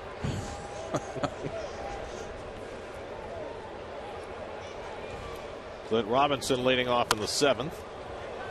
Noah Syndergaard's been much more efficient than Gonzalez today. Syndergaard got through the first 6 with just 84 pitches. This will undoubtedly be his last inning in his final tune-up for the postseason. Robinson has flied out and grounded out. And as tune-ups go, you couldn't ask for much more than Syndergaard has provided here today. He's allowed just 1 hit.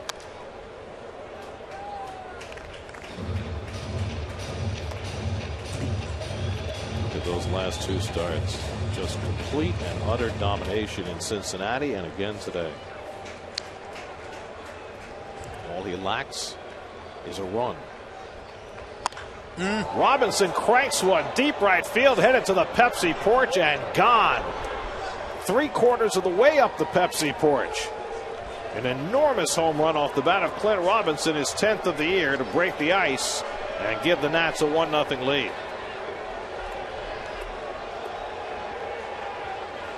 Curveball, Gary. Slider out over the plate and down to a left-hand hitter.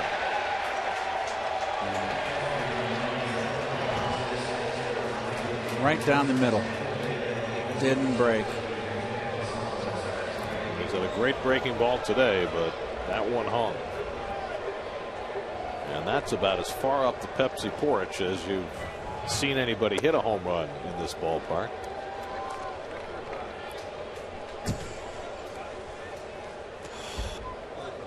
Ian Desmond's been up twice, struck out both times.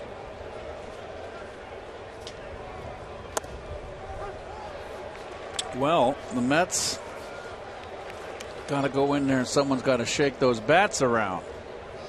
Maybe they'll get to the bullpen.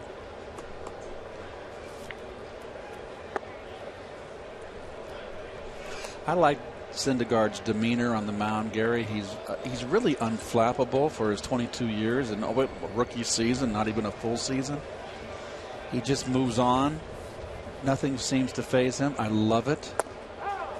Strike 3 called. Desmond fans for the 3rd time. That's 10 for Syndergaard. Hanging breaking ball. You see full extension around just a little upper thigh area.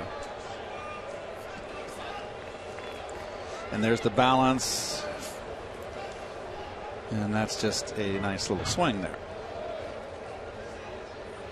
Syndergaard just picked up his 10th strikeout. 5th time in his rookie season. He's had 10 or more. Now Matt Dendecker, who had the only hit before the Robinson home run, a double back in the 3rd.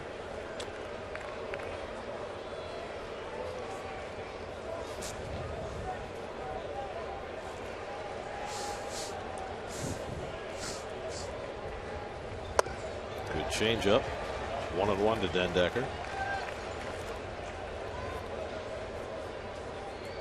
Let's get their bullpen going. Hansel Robles, who is appealing his 3-game suspension, so he is available this weekend.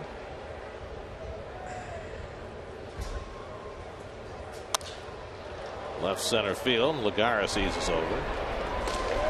2 out. So Syndergaard, after giving up the home run, retires the next 2. Now Jose Lobaton, who threw out Yoenis Cespedes to end the last half inning. Cuzzy right on his back, right hand up, but when a catcher throws, their step forward clears them from the umpire. That's why Cuzzy's able to basically almost do a 2-step with him if he wanted.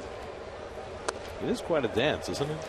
Catcher and umpire, yeah, they're so close together, and they both have a function to fulfill, and they have to be at close quarters for each of them to do their job. Well, it's interesting too. You notice how many umpires will talk about working together. Look at the left hand of Cuzzy, and you see it all the time. He's got his hand on the side of d'Arnaud. You see that a lot, and it's just very light touch. The umpire's down there squatting the entire game behind the plate. They got to be in good shape. They got to have strong legs. First umpire I ever saw do that was Shaq Crawford. He used to put his arm around the catch. Shaq, I mean, you're dating me. I was around when Shaq Crawford was on the tail end of his career, along with Ed Sudol was still umpiring.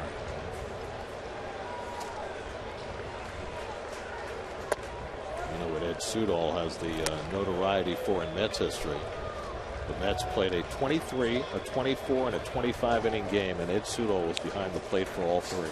Oh, wow. Very nice man. 1-2 to Lobatone, and a bouncing ball. Murphy to his right, and the off-balance throw. Duda with the tag that retires the side.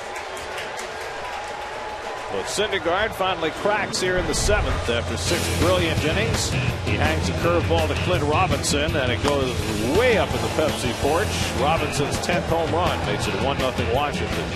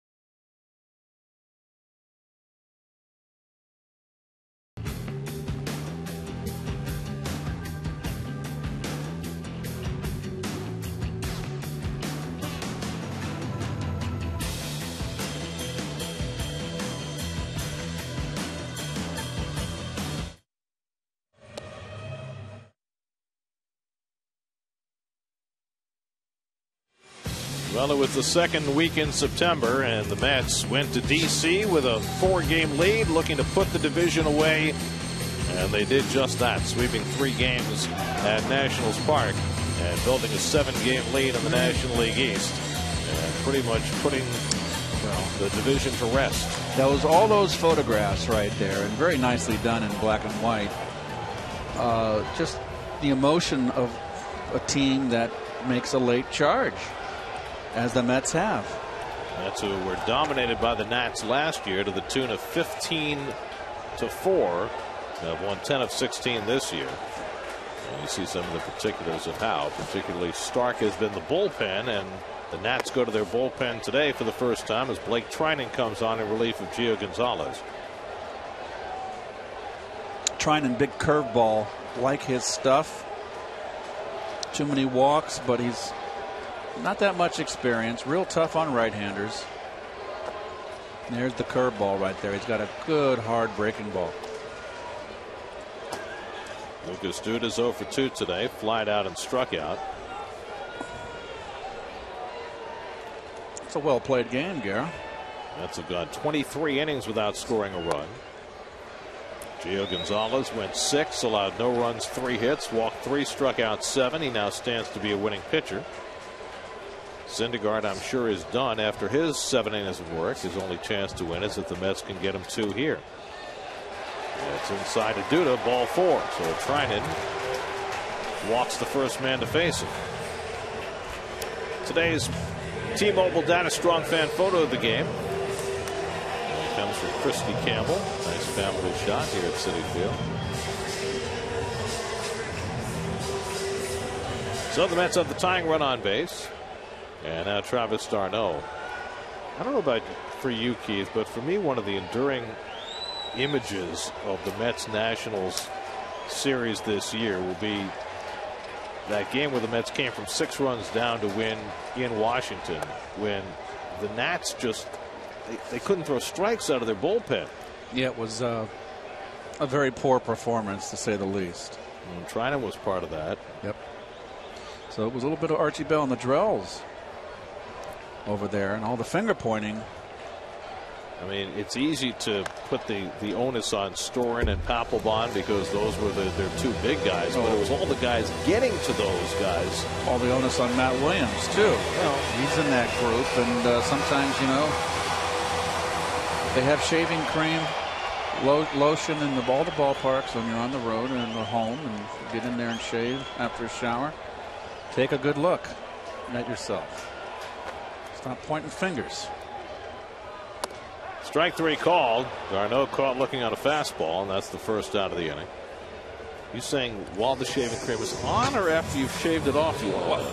Well, forgive me. I kind of embellished that a little bit. I thought I'd add a little flavor to it. Very flavored. Very nice. Okay. Well, I can't write with this hair.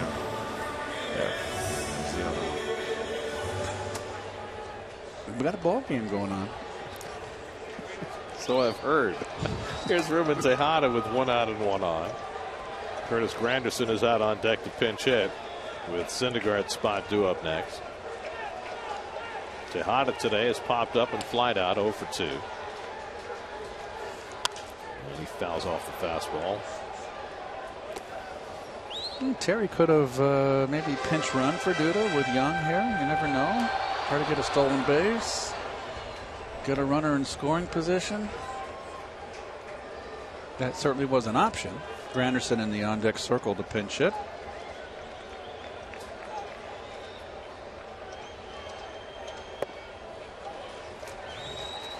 New York Mets baseball on SNY is brought to you by Jeep. Visit Jeep.com today.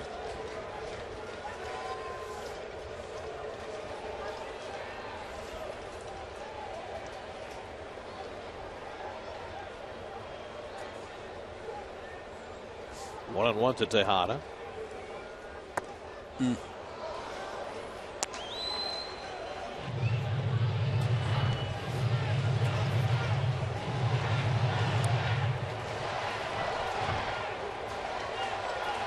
Trinan out of South Dakota State.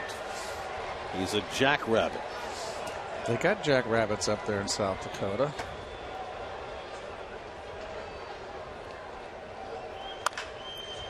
Old foul. And Mount Rushmore. You drive across the interstate towards the Black Hills, which is towards Mount Rushmore. Mount Rushmore is in the Black Hills, and you take that the interstate west, and it's in the summer with the plains grass. It's around 4 or 5 feet high, and it weaving with the wind. It's so spiritual, Gary. You'd love it. I can just see you there. Moment of zen. Yes. Tejada into right center. Harper playing shallow, but he has to play it on a hop. And Tejada has a base hit, and the Mets have the tying run on second. Well, Tejada gets a hanging breaking ball and just kind of fists it out there, soft liner. And that will set it up for Granderson. And here's the hanger right here. Stays inside. Again, you've got to explain to me why Bryce Harper's playing center and Matt Dendecker's playing right. It makes no sense. I agree. Dendecker is by far the better center fielder. But Matt Williams opted to go the other way. And now he'll go to his bullpen and bring in the left-hander to face Granderson. Matt Grace will come on. Call to the bullpen brought to you by Verizon. We'll be right back.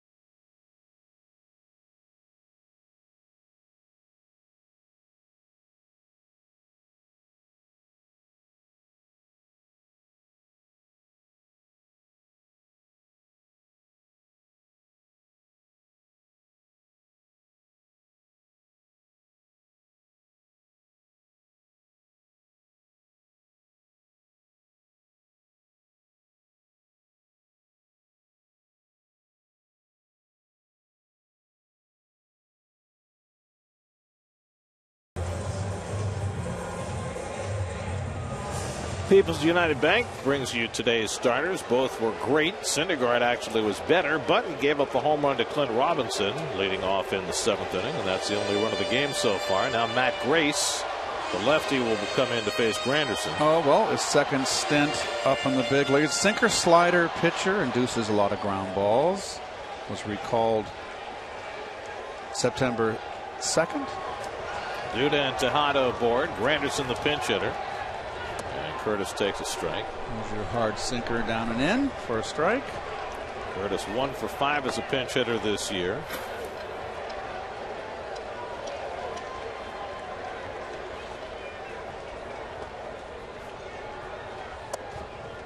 And that one just misses outside. A ball and a strike. Blake Trinan faced 3 batters, gave up a hit and a walk. And now Grace trying to clean up his mess. Juan Lagares on deck, and they've got a right-hander getting ready for him. Letter high strike. 1-2. Well, even though Curtis Granderson has struck out well over 100 times, the second half of the season, this is when he's really been a tough out. Rafael Martin up in the bullpen. 1-2 coming. Granderson tops one foul.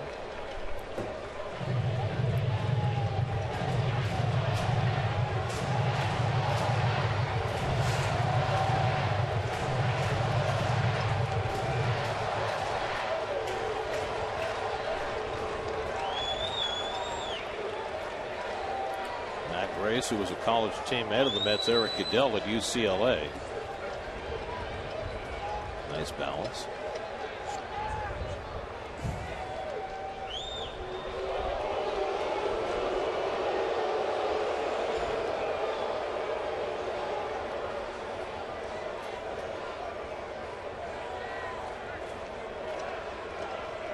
One-two coming.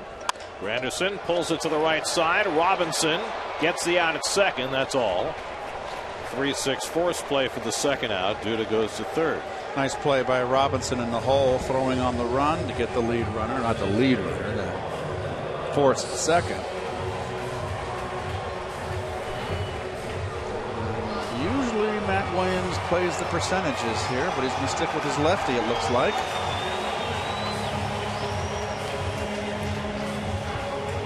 Lagares, who went 0 for 3 against the lefty Gio Gonzalez, will face another lefty in Matt Grace with the tying run at third and the go-ahead run at first and 2 out. Lagares grounded out twice and struck out.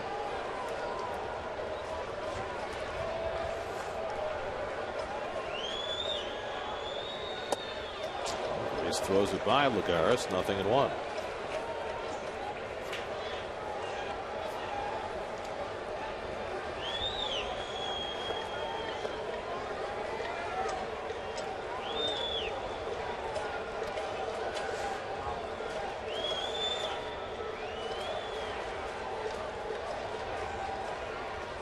Look at him jiggling that ball.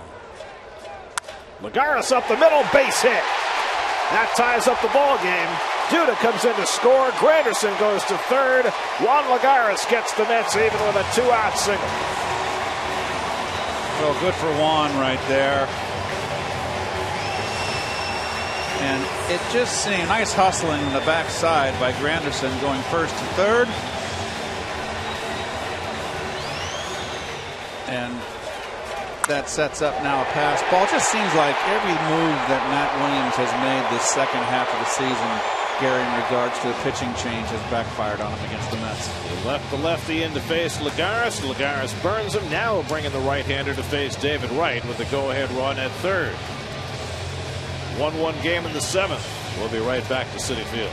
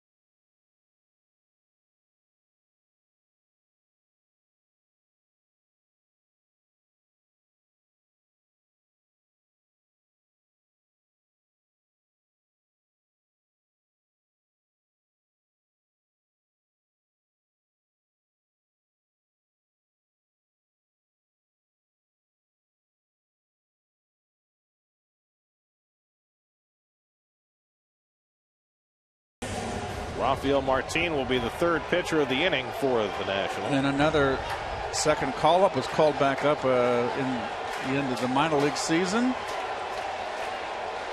Anderson, the go-ahead run at third. Lagares at first with 2 down.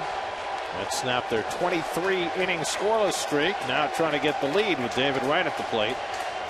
And he takes a breaking ball for a strike from Martin.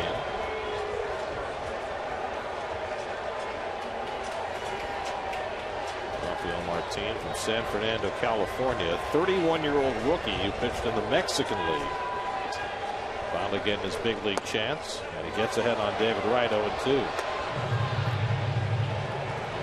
Breaking ball and then a fastball away to get ahead. Be nice to get Syndergaard his 10th win here. He has been pinch hit for here in the 7th. And David pops it foul. That'll come back out of play.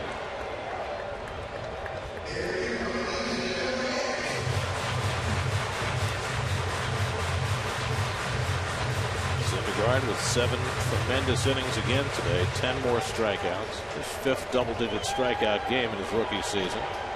Next on his agenda, the Dodgers. Probably Saturday in Game 2.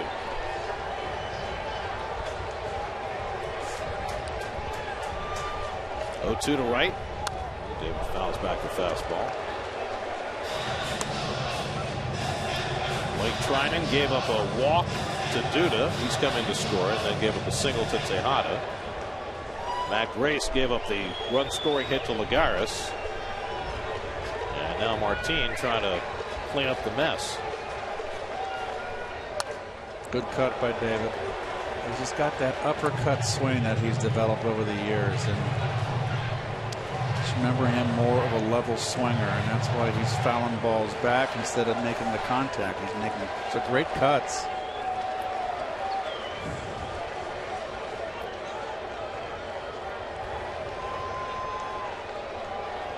Two.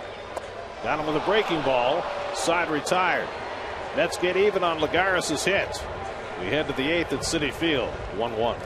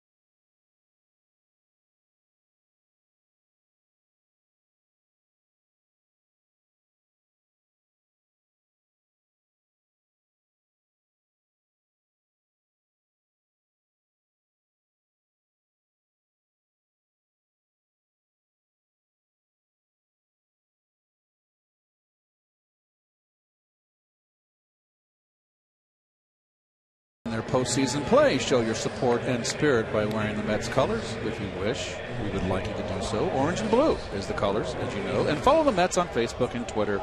The most spirited fan will win a David Wright signed jersey. Oh my goodness, that's I may come in orange and blue. That I'd like to see. This is Reed versus Reed. Addison Reed into pitch. Reed Johnson into pinch hit as we go to the 8th inning in a 1-1 game.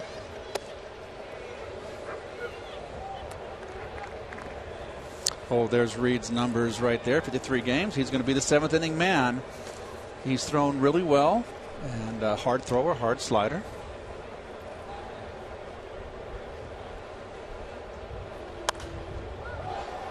Johnson pops it up. I know back for a look, but that's in the crowd. Well, Addison Reed may be the 7th inning man at the moment, but it's the 8th inning and he's in the game, and that might be a sign of things to come. Well, I just know what my feeling is. It's going to be Clippard, and Clippard has been struggling, and I just think they're resting Clippard and making sure that he's 100% going forward. But you'd have to say that coming down the stretch of the season, Reed has been far more effective than Clippard has. Well, they've been in different roles, and yes, Tyler has struggled, but still, there's a guy that's been through the wars and a veteran out there. It's had a great career, so I'm inclined to stick with him in the 8th inning. There's another way of looking at it too, which is that the Mets have yet to identify a left-hander who can be that situational guy for you. And if you get in a tight spot in the 7th inning, Clippard might be your most effective weapon against a left-hand hitter. Well, I'm not so sure the Mets are going to have that. I think it's going to be Jonathan Neese. But Jonathan's had 2 relief roles that he has not been successful thus far, and he's never relieved, so that's a tough spot for him. He's willing to do it, certainly. But I think he's going to be the guy. He's got good numbers against the big left-handed bats of the Dodgers. Yes, he does. Particularly Adrian Gonzalez is the guy you worry about the most. Johnson flares one, and Murphy back to grab it on the way.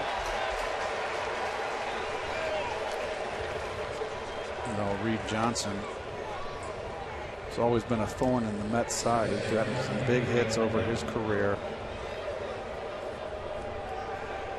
So 1 out and nobody on. Back to the top of the batting order, and Anthony Rendon.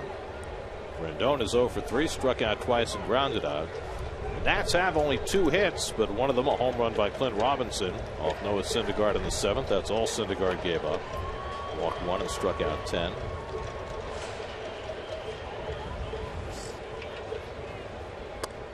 We were talking about Neese and his numbers against the Dodger lefties, and there they are. Utley and Gonzalez in particular.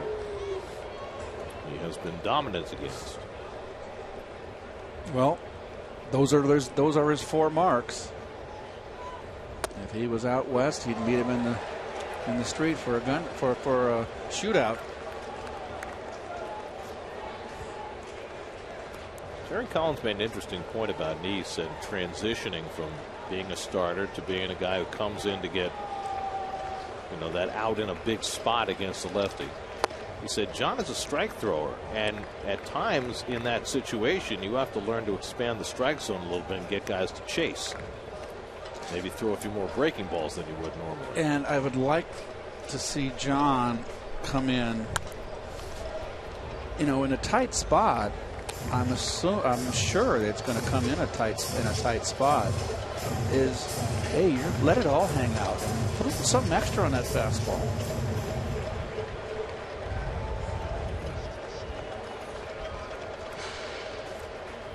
1-2 to Rendon. Let's check in with Steve Gelb. Steve? Guys, you were talking about John Neese, and for him, he's actually been pretty encouraged by the 2 outings that he had, specifically because the biggest worry, and I think this is the worry with all guys trying to make this transition, is how quickly you can get ready down there. And it's actually been surprisingly easy for him. He said the 2nd outing in a row only took him 5 to 6 pitches to feel warm, so he's encouraged by that. Well, that's right. So he's getting a feel of how long it's going to take him. Remember, Terry was concerned about that. How long will it take him to get ready? And he was able to pitch back-to-back days, and that worked out fine. So just in terms of his arm feeling okay. Just off the plate to Rendon, and he did not swing. Did not swing, and that was a very close pitch.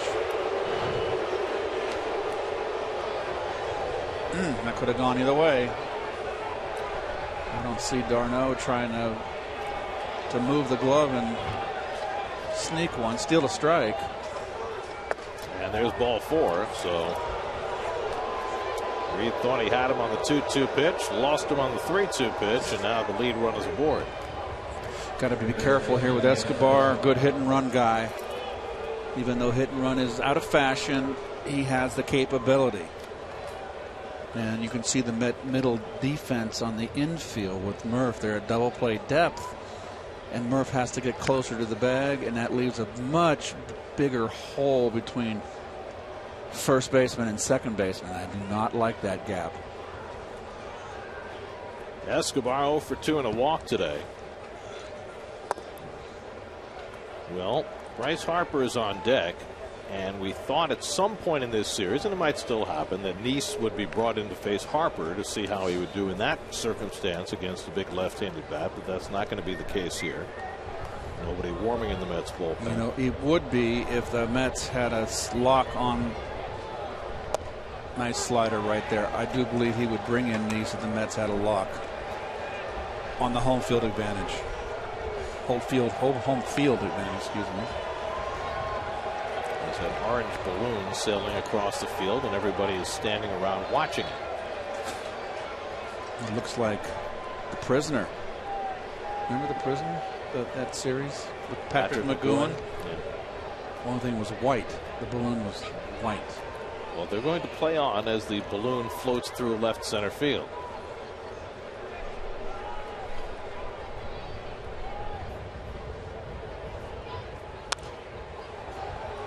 And there's no question Reed's got an arm.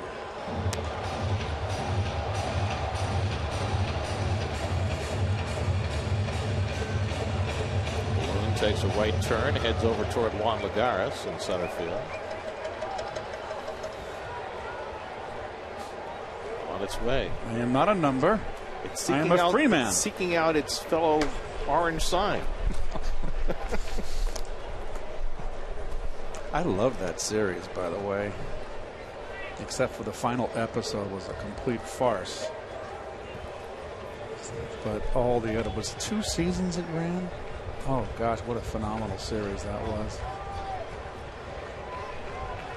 Escobar hits a double play ball. Murphy with the bobble. Tejada with a quick toss, and it gets away. Well, we talked earlier about infield defense and the role it might play in a postseason. That is a double play that absolutely has to be turned, and it was not. Well, it came up a bit on Murph, and Tejada makes the bad throw. He still could have turned it. Let me see what happened. Watch this hop. No, it didn't come up. No, he just. See, he turned his glove. So you got a potential inning-ending double play with the other team's big bat coming up next. You just can't afford to make that kind of mistake, and that's something the Mets have got to tighten up. Well, it hasn't been tightened up by now, Gary. You can that ship is sailed. Well, make that play next week. It can cost you your season. Here's Harper, 0 for 2 and a hit batsman.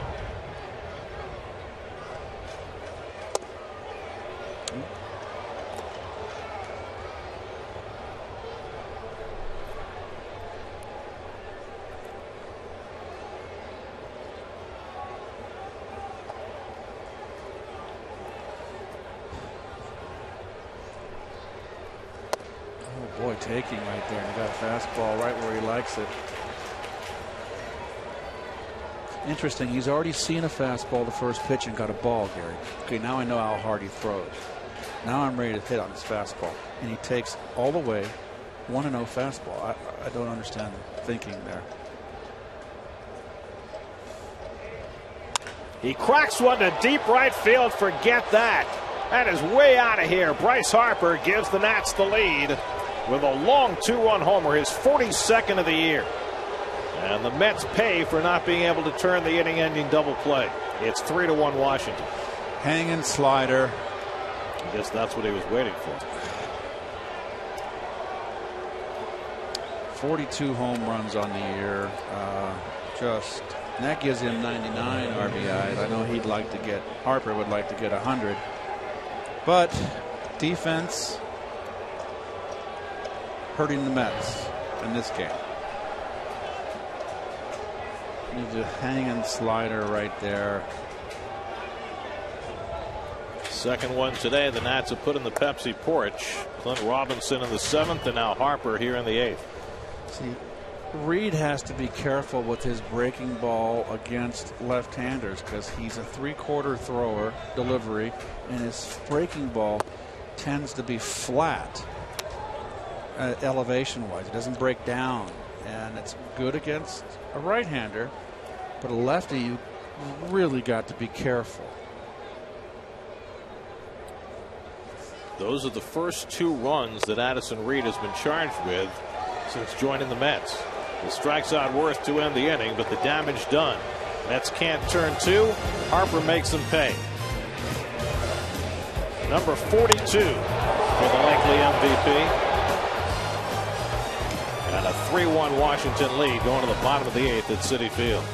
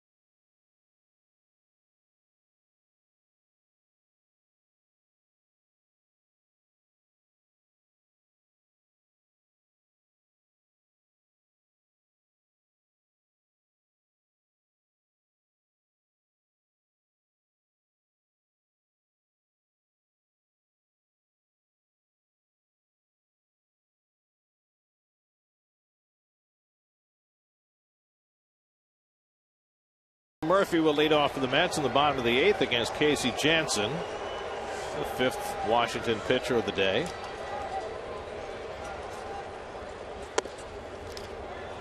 Murphy gets a chance to atone after failing to handle the double play grounder that led to the 2 Washington runs. There's Janssen's numbers on the year. It's not been pretty for him.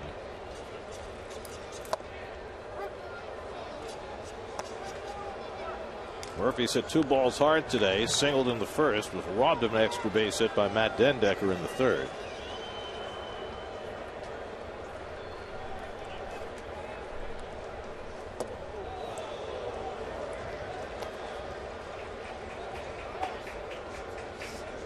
Gio Gonzalez went 6 scoreless innings for the Nats today. Trinan, Grace, and Martin combined to pitch the 7th, and Rafael Martin, who struck out David Wright to end that 7th, now pitcher of record on the long side.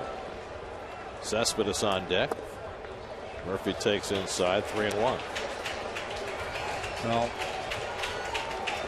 walks are inexcusable at this stage of the ball game.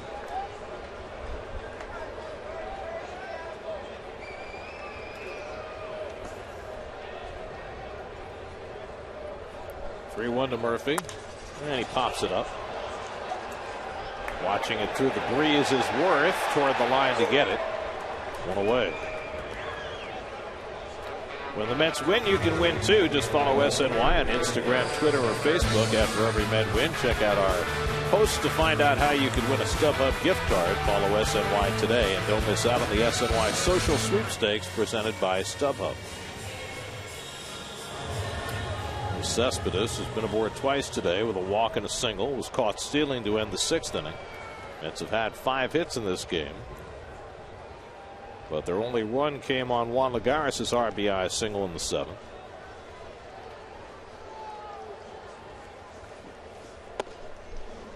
Jansen pops one inside, ball 1.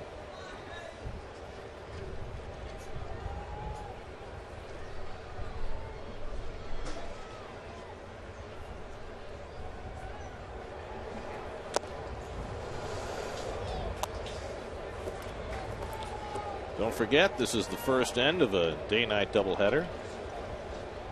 Night game features a great pitching matchup. Matt Harvey against Max Scherzer. Our coverage begins at 6 o'clock.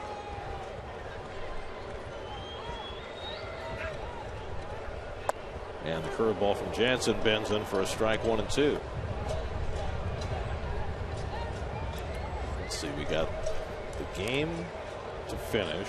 Then we've got the post-game show, and then the pre-game show, which starts at 6.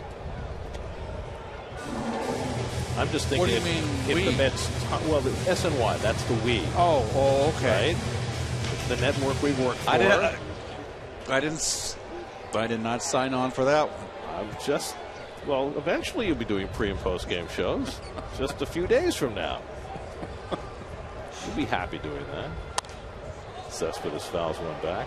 Right, Joe? You're part of the pre and post game postseason coverage. I right? will be doing all of them, even in studio. You're not doing studio. No, I'll be out at the ballpark when they let us come to the ballpark.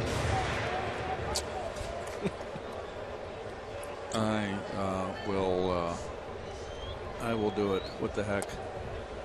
But I got to stay overnight in the city when I'm doing it on the road, though.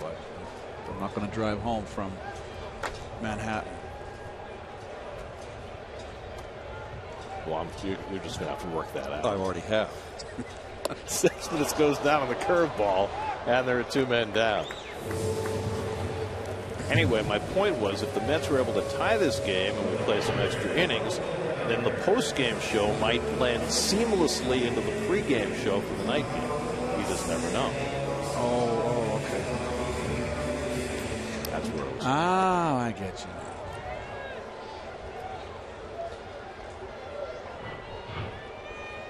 Michael Kadyr's 0 for 3 today. Struck out twice, and he flies one out to left center.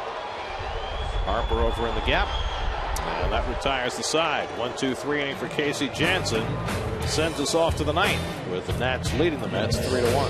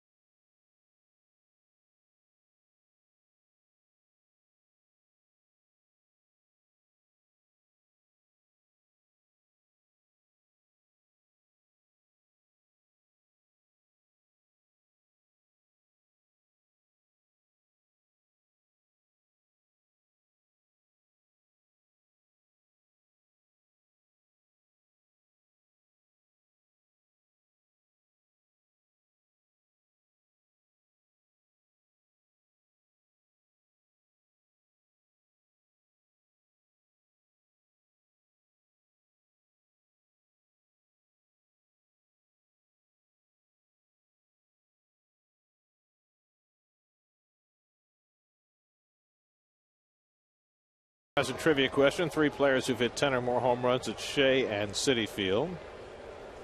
Beltran and Reyes along with Wright. So there's your answer. Meanwhile, John Neese will pitch in relief for the 3rd straight game.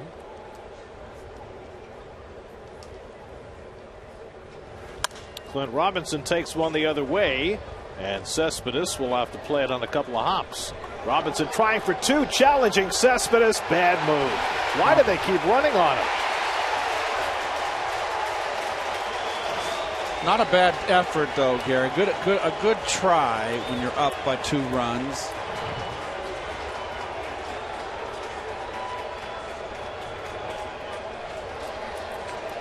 And Cespedes, how many times we've seen this? Right on the money. 1 hop, easy play for Murph.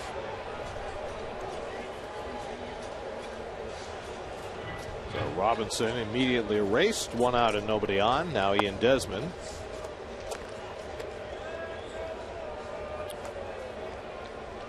Well, Neese has not had a clean inning yet in his transfer to the bullpen. Fields the ground ball and takes it himself to retire Desmond for the 2nd out.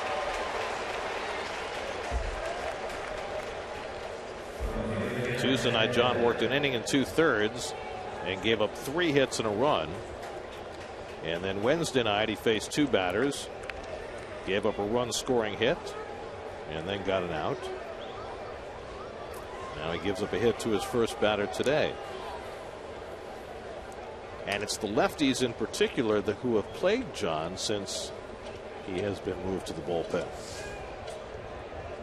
You know, interesting that Terry had him start this inning and not come in to face Harper, because that would be a situation that he would face in the playoffs, but notably against a guy like Gonzalez. I guess the question I would have at this point, how much for John is it about figuring out how to pitch in relief and be able to get himself ready and all that? How much is it about results? Well, because the results so far have not been there. All you can do is go out there and fire the ball. I'm not a pitcher, but he's coming in. Obviously, he knows his role. Jonathan knows he's going to come in and face Utley, Adrian Gonzalez, Crawford, the left-hand hitters, Ethier, and just come in and throw strikes. But if he's not successful doing this now, do you have any confidence in his ability to do it then? What are your other options, Gary? Well, not using a lefty in that spot. Use Tyler Clippard, who's very effective against lefties. Okay. I still want a left-hander in the bullpen. You know, he might come in and there might be a point in a ball game with those left-hand hitters if they're in the lineup where he can hold the fort in the middle. Well, another lefty he cannot get out, and then Decker draws a 2-out walk.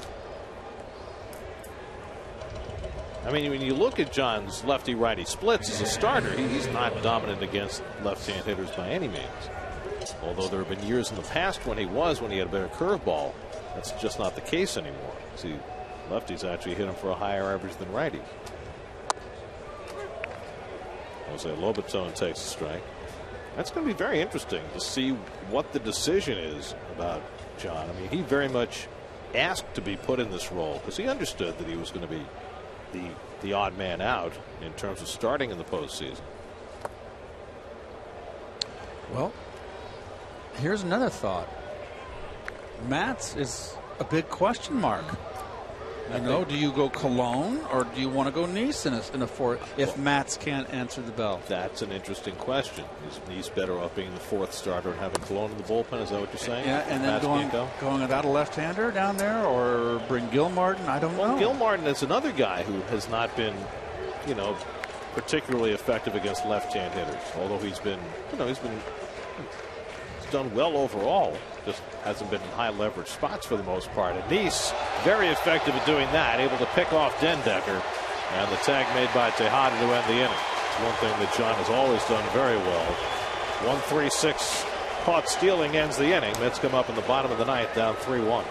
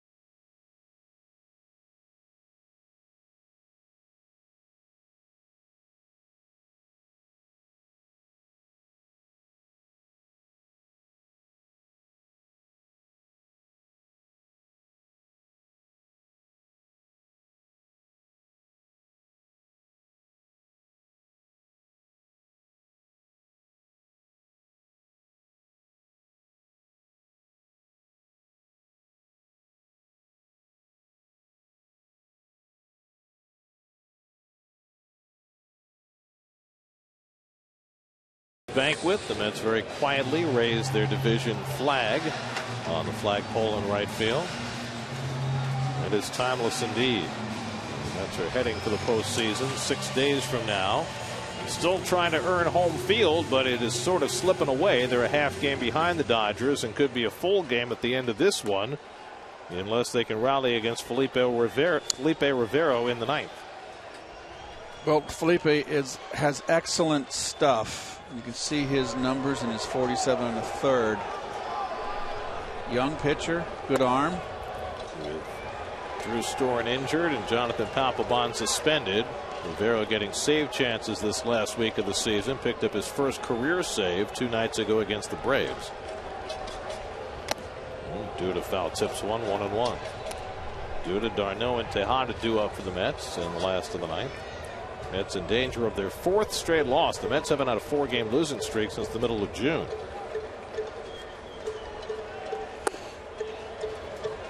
Balls and a strike to Duda. Both the Mets and Dodgers today could clinch home field. The Mets with 2 wins and a Dodger loss. The Dodgers with 2 Met losses and a win. There's a strike, 2-2. But if the Mets lose this game, they lose control of their own destiny as far as home field is concerned. Strike 3 called. Duda caught looking. That's 11 strikeouts for Nationals pitchers today. 1 down in the bottom of the ninth. Coming up tonight, Geico Sports Night. After the second game and after the second game post game, we'll have highlights and reaction from both games and the football as well. London in the morning. Oh, the toilet bowl. I think that's a little crass, don't you? Well, I saw it in the paper today. How about the 2-ply bowl? Here's d'Arnaud. Well, what intrigued me is not only did they feel they had to bring the 2-ply toilet paper, but they had to bring 350 rolls of it. So there's a lot of guys on that football team. It's a lot of toilet paper. Coaches and trainers. And I mean, they're not going to Mogadishu. Fouled off, and it's 0-2. They're going to London. I mean, it's pretty civilized there, isn't it? I don't understand. I only know what I read in the paper.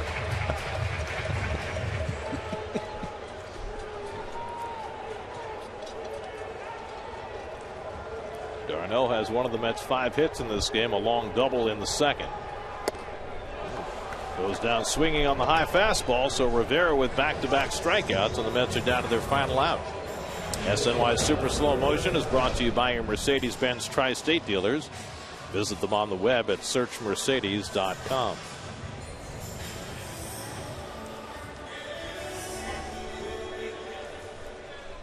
Ruben Tejada 1 for 3 today. Had a base hit to help set up the Mets' only run in the 7th.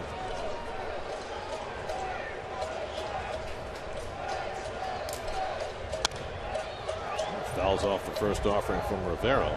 Rivero threw 2 perfect innings for his save against the Braves 2 nights ago, and he has struck out his first 2 batters tonight. Wilmer Flores has come out on deck. He'll pinch hit if Tejada can keep this game going. But now he's down in the count 0-2.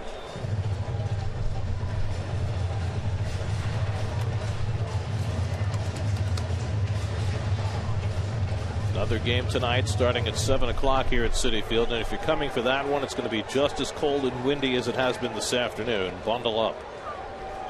I mean, really bundle up. And then put on another layer, like Keith's extra socks. Here's the 0-2. And Tejada strikes out. Rivero strikes out the side of the ninth to earn the save.